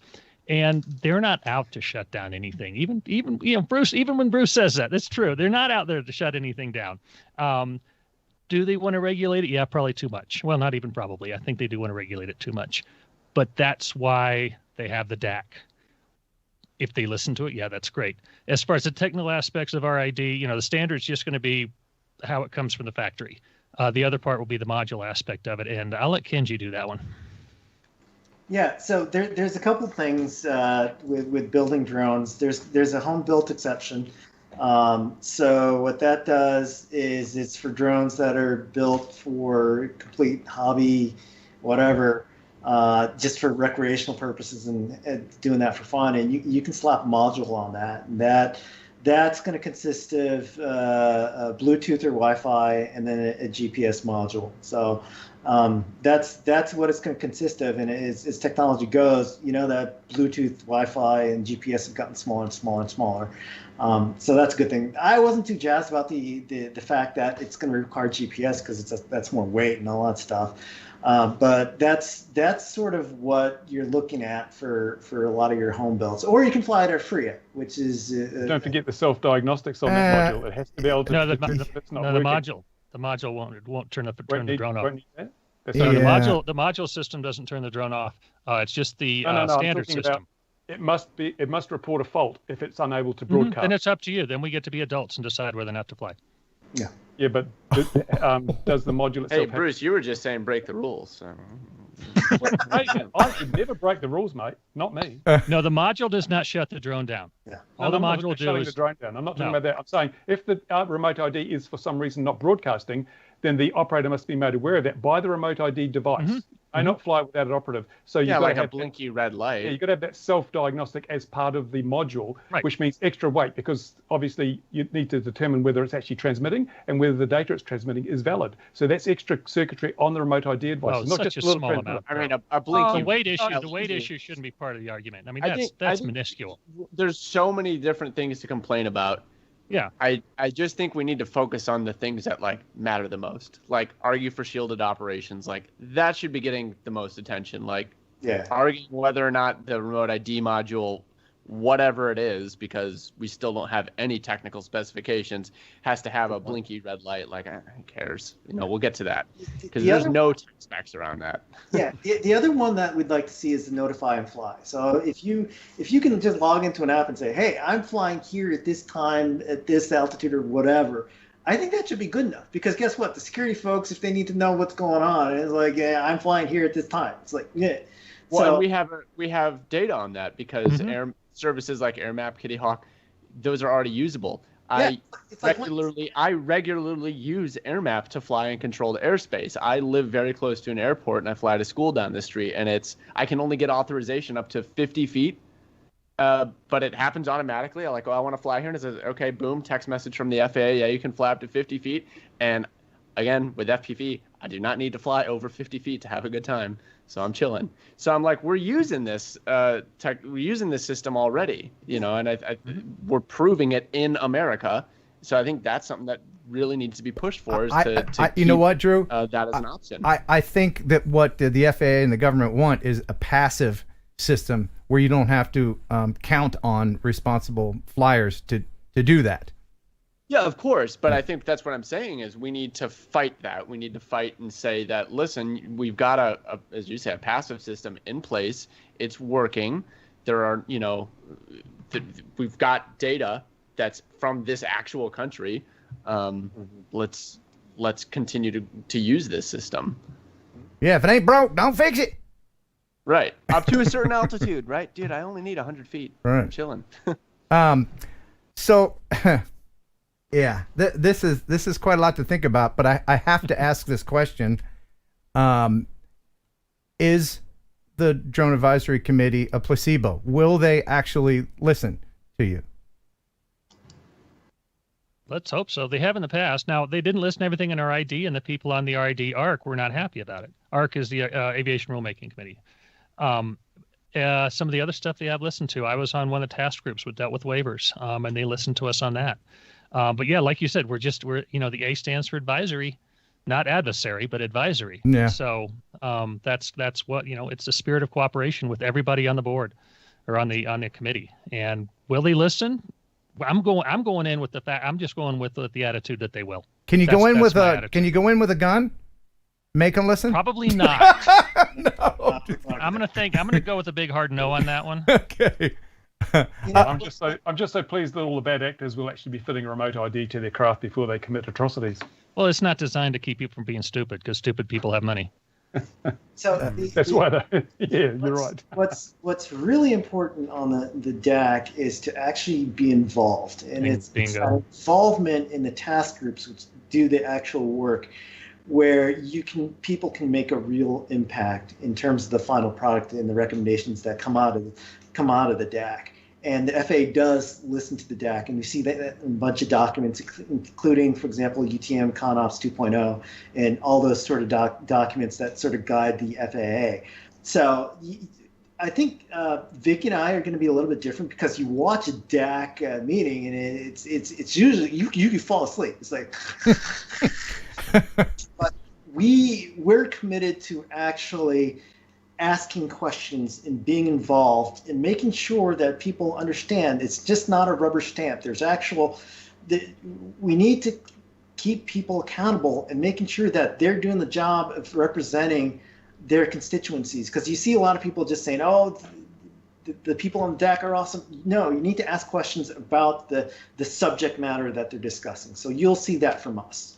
And I think, too, that I'm going to go in there, and I think Kenji is, too. We haven't really talked about this, but I'm going to go in there with the attitude as they want to hear from us. Everybody else on that DAC wants to hear from us because they do not have that perspective. That's good.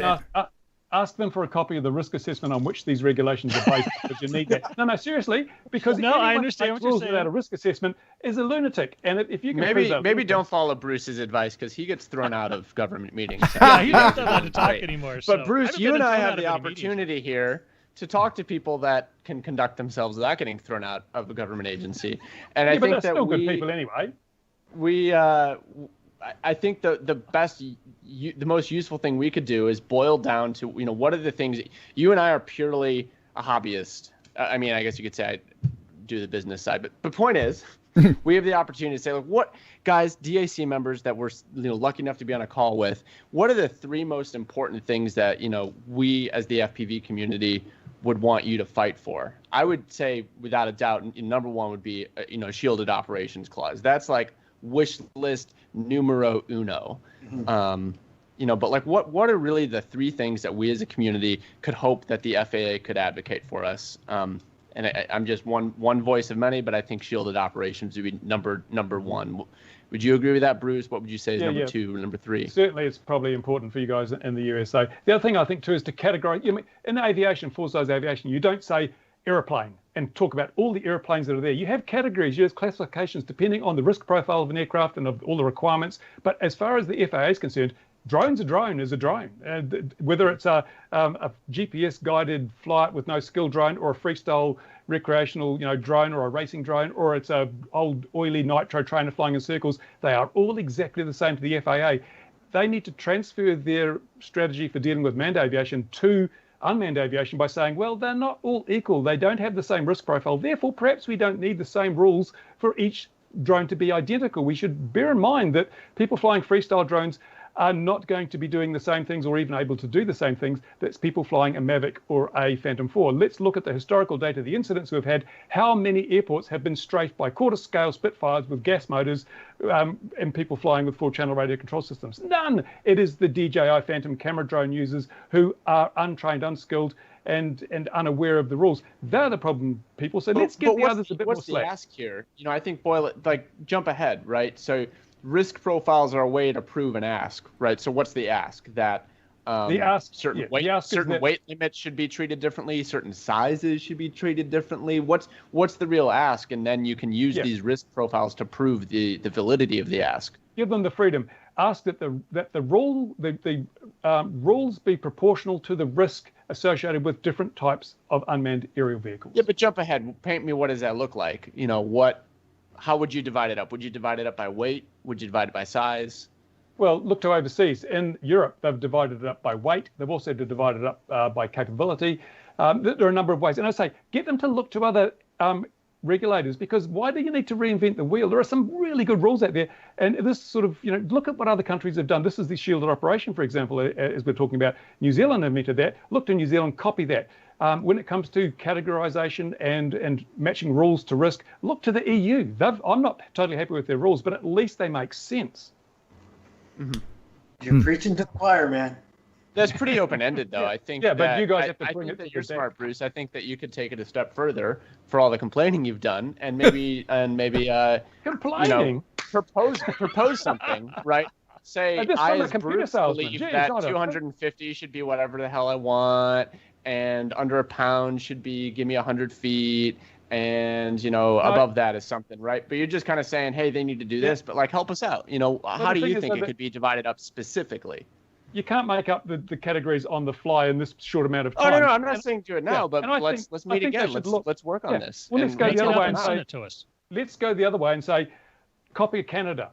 Let's say that below a certain weight, no prescriptive rules. You don't need prescriptive rules. Prescriptive rules always have loopholes and things. In Canada, if you do anything that endangers people, property, or aviation, you've broken the rule. And it's really easy. There are no outs. There's no grey areas. It's very simple. If someone does something bad and causes injury or damage, they've broken the rule. It's not prescriptive, but so it's really easy to enforce, and that's what they need to do. And why they've got 250 grams as the limit in Canada? It's worked for sub 250, so why wouldn't it work for sub 1 kilo? I mean, that's what you need to do. Well, in Canada also, they've got standoff rules we don't have here. So, we got to be careful saying let's be like Canada. Yeah, only in the sub 250. There's no prescriptive standoff rules in sub 250. You can fly. No, you're using sub 250, and sub 250 is not a huge on the commercial side. It's not a huge part of the process. Becoming very big with things like the Mavic Mini, because people are realizing that having sub 250 in the USA means that they don't have to register unless they're 107. But then again, we've got the stupid thing. Well, why 250 thing? It's just this arbitrary number that got thrown out, and everything below 250 is so boring. I mean, can we just get a pound? Oh, come on! Just give me 800 grams. This is 190, and it's not boring. Oh, I froze. This is 190. It's not boring. Little naked 6 on there. Yeah. But I just think it's this arbitrary number that doesn't really seem to mean anything. I think it's. I don't know where it even came from. It was a marketing thing. It was a marketing thing by DJI because they knew that if they said that you don't have to register this drone, then some people would think that you also didn't have to comply with the rules. That I get emails all the time from people saying, well, since I don't have to register my drone, can I go fly at the airport? No, you can't. You have to follow all the rules if you're flying in the airspace. That's 250's been around before DJI put out the Mavic. Yeah. It was on the 2006. Well, they marketed it. But so is the 250? Talking about like the three big things. We're talking let's go back to that. Here. We got three big things. Is 250 on that list? Like, it's just an arbitrary thing, and I think we know shielded operations. I think risk based. I don't even know what Bruce is talking about. Dividing up drone profiles, that it makes sense. It just needs to be flushed out more. Yeah. But what's number 3? Is it 250? Yeah, you can just point out what we can work on. Yeah, exactly. You do the easy part. I'll give you a number 3. I'll give you a number 3. Make it easy to have a temporary FRIA. Get that exception process. That's a great one. And what does that that would be mean? An awesome one. it would be, like my cities here. Like I said, we didn't fight. They were actually very nice with the Parks Department here in Lakewood. And we got three of them opened up. 3 of our parks opened up for a UAS work, and plating. Mm-hmm. And if all of a sudden all we have to have FRIAs and everything, then we're shut down. We're back to square one with that. So FPV is another thing. We've got, I hang out with some guys at the FPV here, not as much as I'd like to because of COVID, but they just, Wednesday afternoon, we look at the weather here in Colorado. It's like, well, we could have 8 inches of snow. It could be 80 degrees and pretty much the same day. So we have to be careful what the weather is. Wednesday afternoon, everything looks good for Saturday. Let's get together and race. Mm-hmm. We need that process in place to where it's like a, announce and fly. I think that would be a good number 3. Those are very good things. They can work really well together, right? So I mean, announce and fly can work really well for an individual. I go to the school down the street on a Sunday, and I'm going to say I'm here by myself, and I'm going to fly for the next hour, just like I do already. But then a temporary FRIA is great to say, okay, this weekend we're having a race, and there's going to be 100 people here, and you don't want 100 people announcing they're flying. So we're saying there's going to be lots of drones here. I think it works really well together. I'm going to add that to the argument list. Well, hey, I really appreciate. I appreciate you guys making time. This is a unique opportunity to have these two guys. Hopefully, they're being good advocates for us. But before we let you guys go, and I hope we covered everything. If there's Jason, are there any other questions that we haven't missed from the? Nope, just a lot of chatting in the chat. Okay, good. Let's go around the round table here one time and just get everybody's prediction for the future. Just a general. I live in the future, Ken. I'm already there. I know what's happening. That's right. It's already Friday where Bruce is. That's right. It's Friday at 4:00 in the afternoon here. You get me those lottery numbers, and I'll split it with you. So, Drew, your view of the future. Yeah. My prediction of the future is we're going to have a bright FPV community and industry, no matter what, whether it's based on civil disobedience or whether it's based on compromise with the with the FAA. I just did what you did, Vic. It's going to happen. We will find a way. FPV started underground, and we'll just do it. No one's going to stop us. We would like to do it in a reality where we get along with the government, and there are rules that are followable enough, and we can follow those rules. And if that's not the case, then we'll just do it anyway. So no matter what, there's going to be FPV.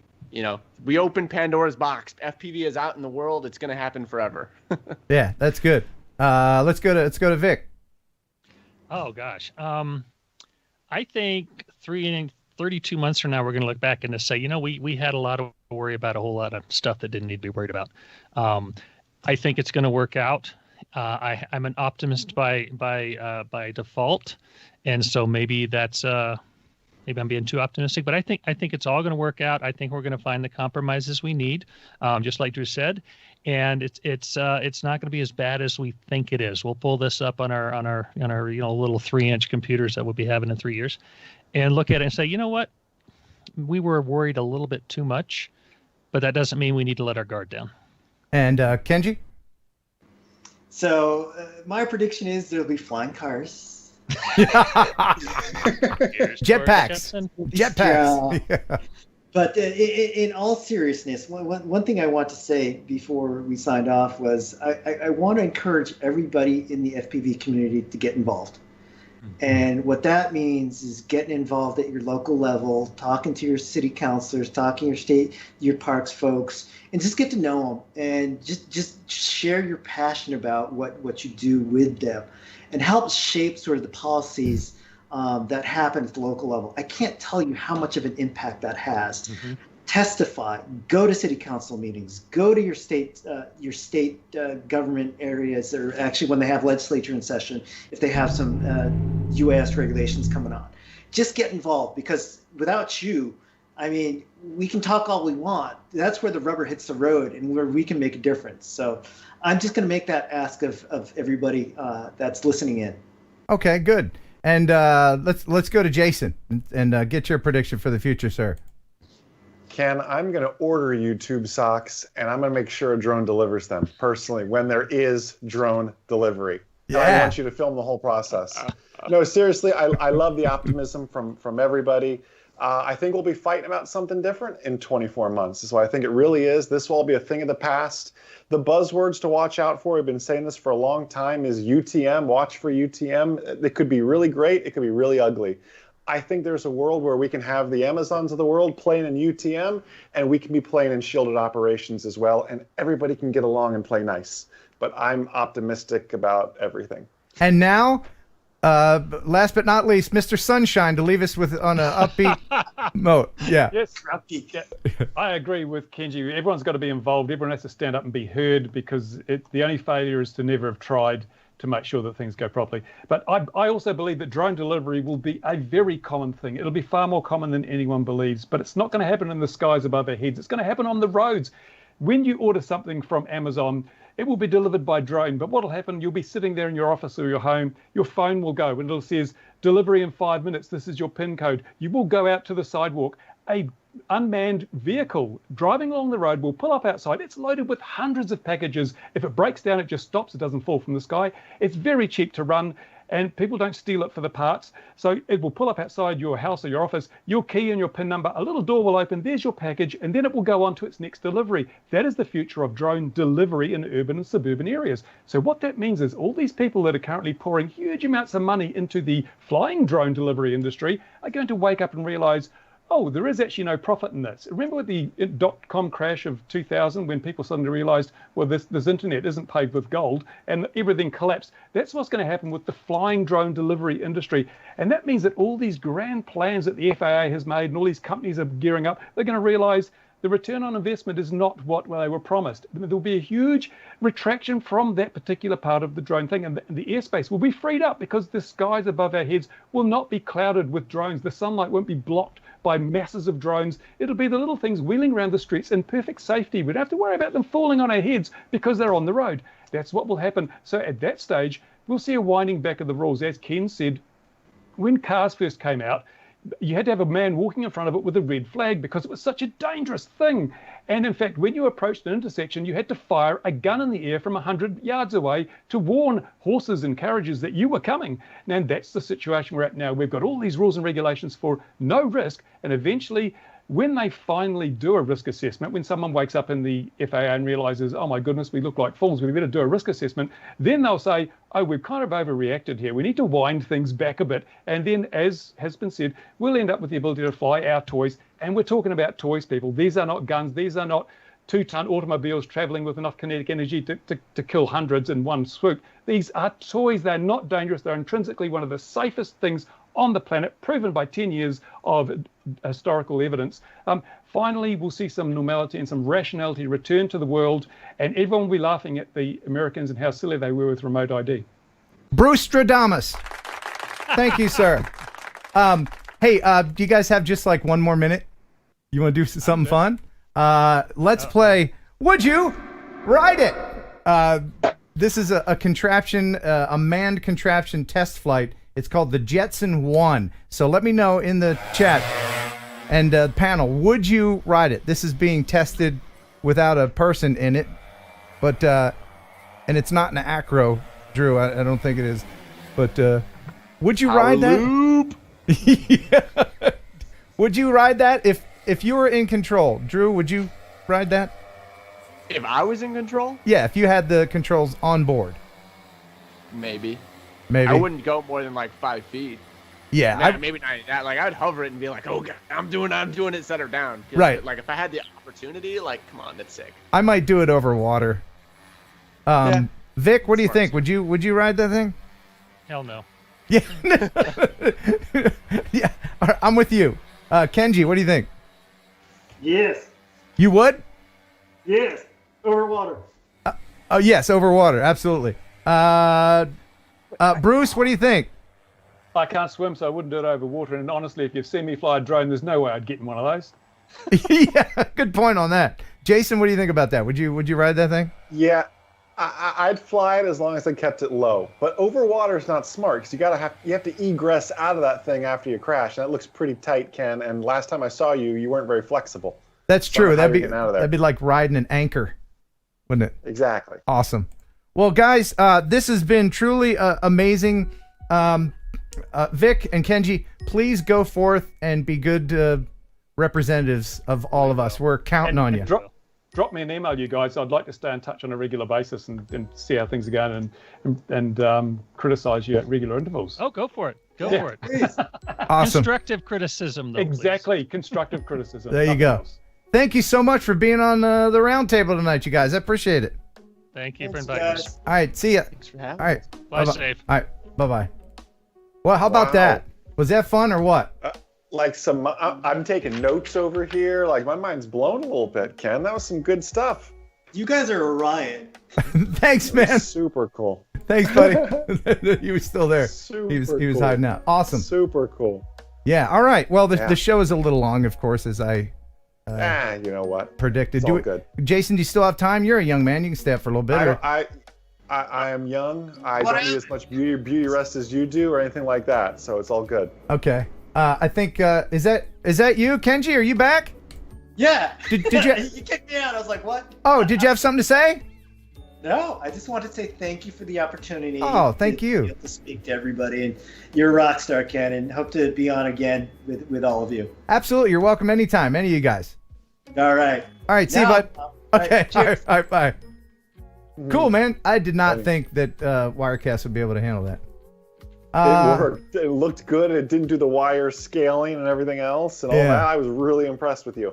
Let's I have some viewer videos, not many, but we still had to play the game. Yeah, we got to give away the gimbal too. Yeah, we got to give this gimbal away from Vantop. This is the Nimble M3. Can you do? Yeah, thank you. There you go. Yeah. The Nimble M3. That helps it. Yeah, it might help if I was in a mini skirt and it was the More 70s. now. Okay, so the way we're going to do this, to be fair, yes, is to people are saying Raz. Yeah, good point. Let's go. That was very stressful. Let's go ahead. Yeah, we do need to relax. Let's step into the Raz chamber. Let's just go ahead and step in here. It's a wonderful place to be in the Raz. Yes, indeed, my friends. The purple and blue goo bubbles, let it envelop your entire being. We won't worry about COVID. We don't worry about remote ID. We don't worry about the government in here. Everything is fine. All your taxes are done. And that mole has been removed. Everything is wonderful and peaceful here in the Raz. But there's one rule and one rule only. Jason, do you know that rule? I know the rule, sir. There is no free air release technique. There is no farting in the Raz. Enjoy.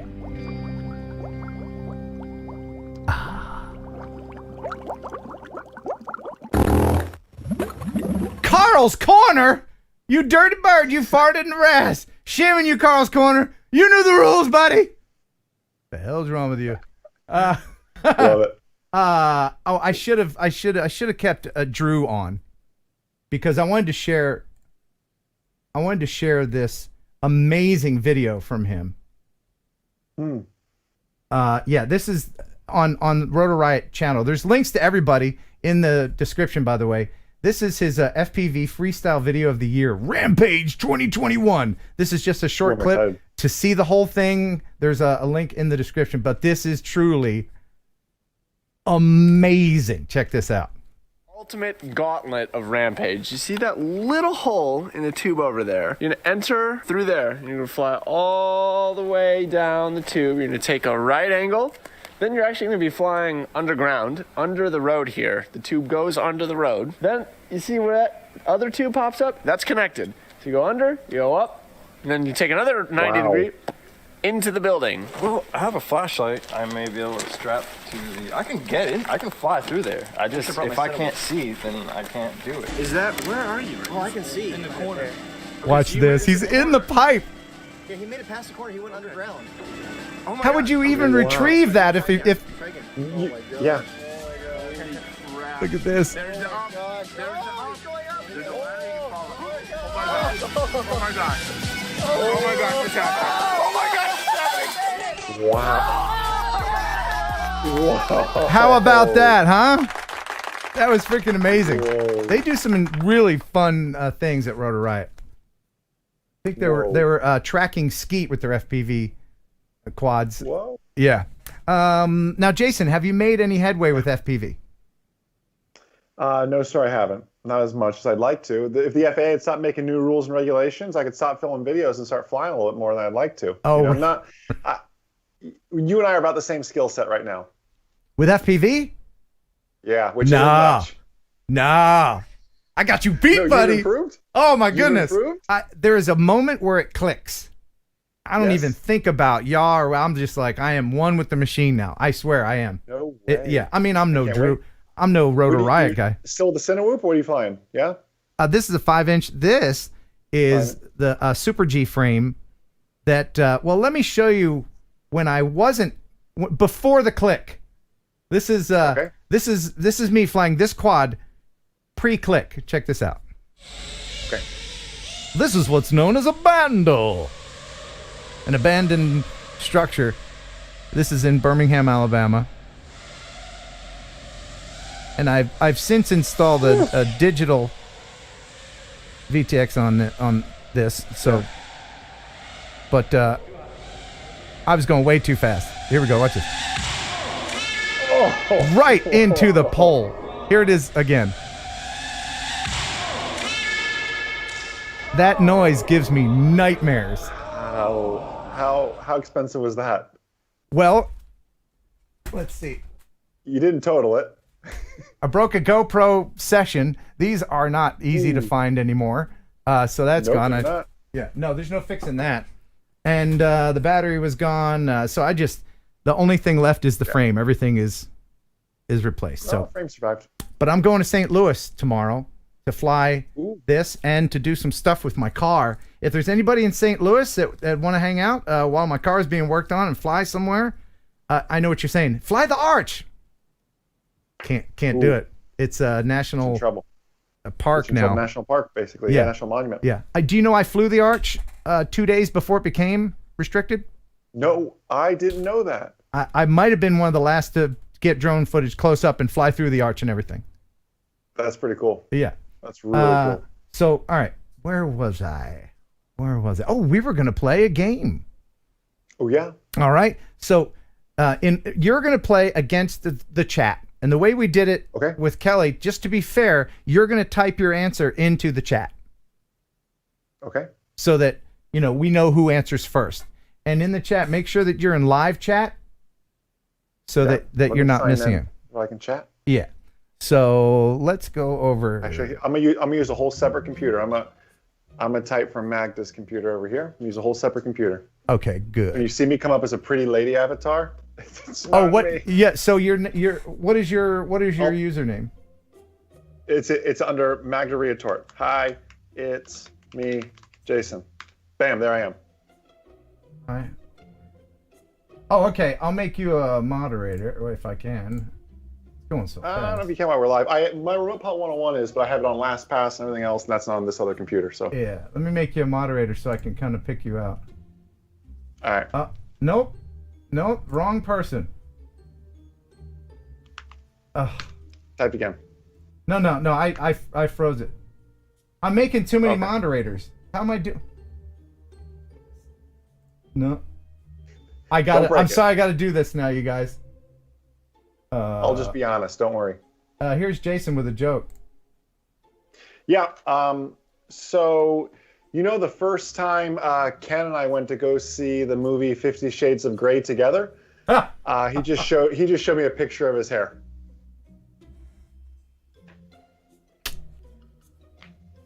Will you post again? Just post something. Just anything. Just go blugger. Jason. This is gonna be. Oh, I see. Underneath the View Chaser. I got you. Got you. Magda. Gotcha. That's the pretty lady you met in Austin. Where were we in Texas? There you go. The chat was going so fast. There you go. All right. I apologize if I accidentally made anybody a moderator. Now I'm a moderator. You're good. Okay. So right. Let's see. Let's do this. All right. Here we go. There we go. Can you see that, or you want me to make it bigger like that? That's way better. Yeah. Thank you. Yeah. Okay. So this is the airliner quiz. Let's see how well you do. Ready. Which company makes this airliner? Can you see the answers? I'm typing this. Yeah, I'm typing this in the chat. Yeah. All right. It's in the chat, sir. First correct answer. What is your choice? What did you say, Jason? Boeing. Let's see if you're correct. Incorrect. Oh. It's made by Was Airbus. that an Airbus? Airbus, yeah. Was it a 330? I don't know. Oh. So who got it right? I'm gonna have to. You know what? I'm not gonna do this. Be able to do this in real time to find out who won. But I gotcha. I show John Scott as the first. Well, no, John Scott says 737. Then he switched to Airbus. So let's go with Jeffrey Hassel. Okay, if you could write that down, that'd be cool. Yeah, Jeffrey Hassel. Yeah. All right. And I will pick a winner from the names that Jason writes down. That's how we'll do this. So here's the next one. Seen from under the fuselage, can you tell the type of airliner here? Wow. Yeah,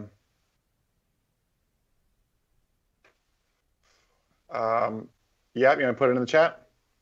Yeah, well, just tell. I don't know. This is kind of. Yeah, 747. I'm going with. 747. Let's find out. No, it's an Airbus A340. Oh my goodness. Apparently, my Airbus game is weak. Yeah. You know what? Let's play a different one. Let's do this military one. Which one of these fighter aircraft is nicknamed Eagle? Ooh, military stuff is tough. Put your answer.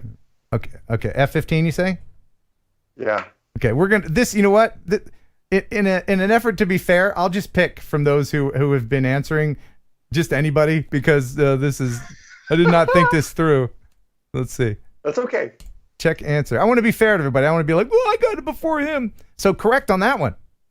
All right, you ready for the next one? Thank you. All right. Yeah. All right. What type of aircraft is this? A stealth fighter? Stealth fighter. Yeah, stealth fighter. Okay, We're check not letting it. people chime in on the chat, but yeah, I know what you mean. Incorrect. It's correct. Oh, stealth. Stealth bomber. Oh yeah. Was that an option? I don't think it was. Was it? I don't. Freaking Can government. you go back? Can we? It's okay. All right, let's go on to the next one. It's okay. Which helicopter was slow down. considered the workhorse of the Vietnam War? Wow, which helicopter was considered the workhorse of the Vietnam War? I wasn't alive. Which one? I'm gonna say the UH-1 Iroquois. First one. That's a guess, though. Correct. Also known was as a lucky guess. as a Huey. I only recognize it because I saw it on MASH. Yeah, exactly. Okay. Are we having fun, you guys? Okay. Always. We'll do a couple more just for fun. Here's the next one. Okay. Which aircraft can perform vertical takeoffs and landings? Last one, Harrier.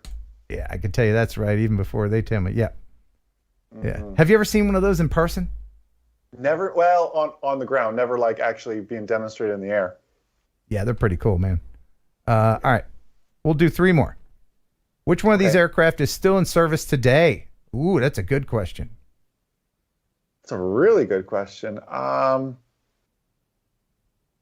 can tell you it's not the Blackbird. I wish it was. No, I wish it was too. Yeah. I don't think. What are people saying? F-111? F-111 Aardvark. No, it was retired in 1998. 52 is still flying? The B-52? I thought that was a drink in a bar. I've had that. Wow. Okay. I didn't know that. All right. This is the last one. What is the primary mission of the C-17 Globemaster III? Of a C-17 cargo and troop transport. Correct. Oh. Very good. Good job, man. Sign me up for the military. No, I'm not as good as last time. I didn't study as much. Oh, that's okay. That's okay. You know, it Hey, happens. you know what we should probably mention? We should probably mention remotepilot101.com. Isn't it a great place? Great place. It is a great place. Tell us about your place, Jason. So, Remote Pilot 101, no one has prepared more Part 107 pilots than us. And you'll be pleased, those of you who are current customers now, you're going to be experiencing version 3 and a brand new learning management system in about 2 weeks. So the best just keeps on getting better. RemotePilot101.com. Use promo code HERON18, which, by the way, Ken, I can't brag on you enough. When we search promo codes, you know me, I'm all about our marketing and everything else. Heron18 is the most used promo code. Your people listen to you, Ken. Yay! Thank Seriously. you, people. I appreciate that. And you've been very busy updating the lessons too, because there's not every video has gotten a facelift. There's 76 videos in there. Every single one has gotten a facelift. The course has gone from 9 hours to almost 12 hours now. There's just so much new content. We're always trying to innovate, push new content. Now with all the recurrent tests changing so much, we're like, wow, we just launched our new course. We need to fix it now. So we're back to that. I was just reviewing some of the stuff our writers sent over earlier for some of the content, and there's some more great stuff coming out here soon as well. And you take actual questions that test takers give you and kind of incorporate those in the quizzes too, right? So they're actual FAA questions. We have a ton of data on that, no doubt. So yeah, and I always share, you know this, Ken, I call them the boot camps at the end, where I share, this is a question you're going to see on your knowledge test. Let's not memorize it. Let's understand the why behind it, but just to prepare them for the knowledge test. You know this though, Ken. I want you to be safe in the real world. My mission isn't just to pass a test. I want you safe when you're out there flying FPV, whatever it is, so you can be a light and be a mentor to everybody else that's out there wondering about what this new drone space is, even though it's not that new, but to many it is so new. We have to be ambassadors to that. You're a shining star, Jason. A shining star. Awesome. There you go. RemotePilot101.com. All right. Wow. I had so much more that I wanted to share. We did that. I tell you what. I'll save a few of these viewer videos until next week to give them their proper due. But there's one that I wanted to share, and this is from a big supporter of the show, TJ Grady. And let's go ahead and share that. You ever been to Myrtle Beach? Of course you have. Have you, Jason? Myrtle Beach? South Carolina. Yeah. This is from TJ Grady. It says, here's a little trip I made to Myrtle Beach, South Carolina before I came down with the COVID. Pretty cool place, and first time in a helicopter. Amazing how empty the place was for a beautiful sunny day. Looking forward to TNL, and thanks for all you do for the drone community. Thanks, TJ. And I chatted with him earlier, and he's just getting over COVID, so we hope he feels a lot better. Here is that video from him.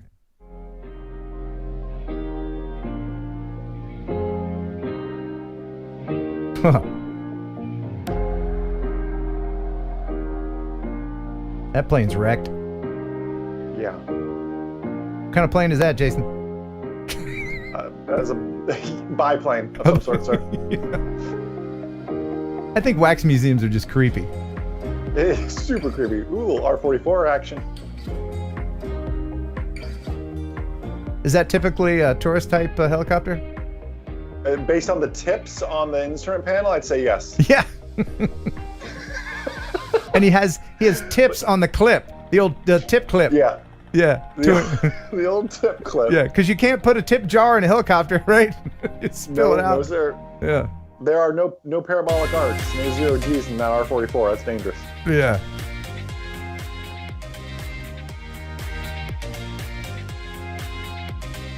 There's a gap for you. Yeah, I was thinking that too. A little moving gap. Yeah, I think NERC did that at a closed down amusement park with a little tiny whoop thing. Mm-hmm. By the way, NERC, our buddy NERC, just had a baby. Whoa. Well, his wife did, but he was there. Yeah, he supported her. Awesome. So congratulations to NERC and his new little family. That happened on the 20th, on Inauguration Day. Yeah.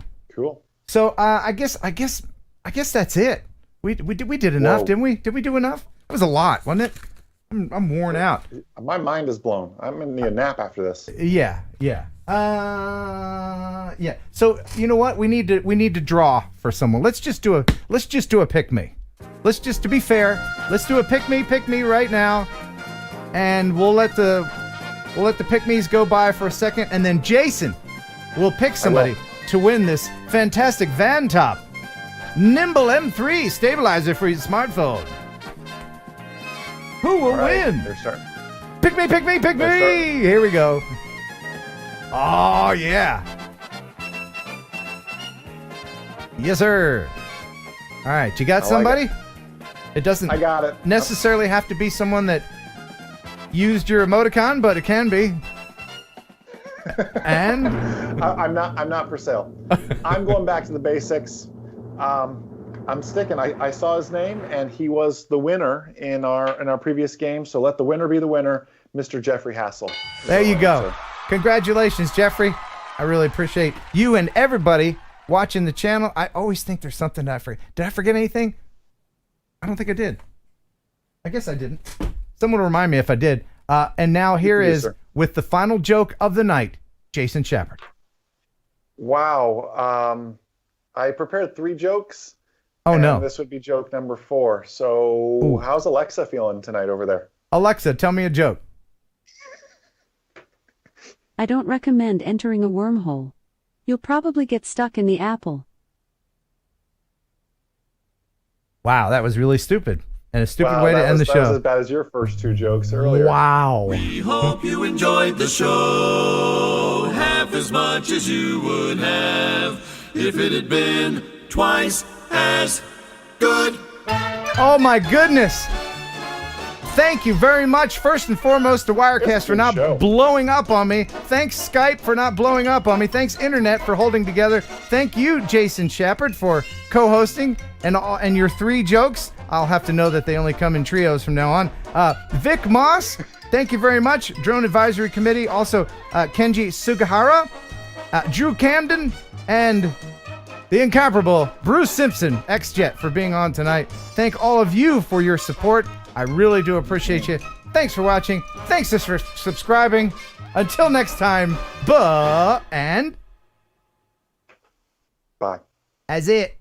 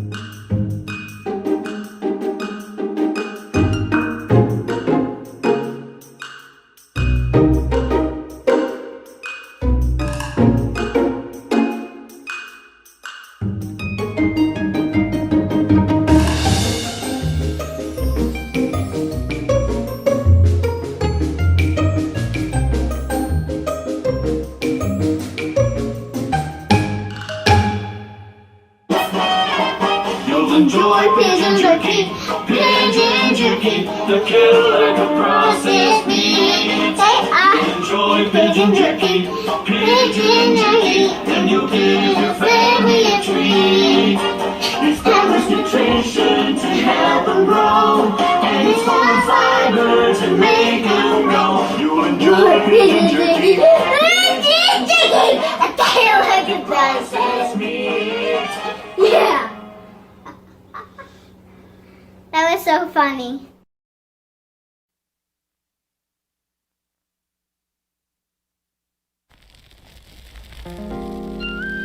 Hey girl, I got something real important to give you. So just grab my controller and listen. Girl, you know we've been together such a long, long time. Such a long time. And now I'm ready to show you how to fly.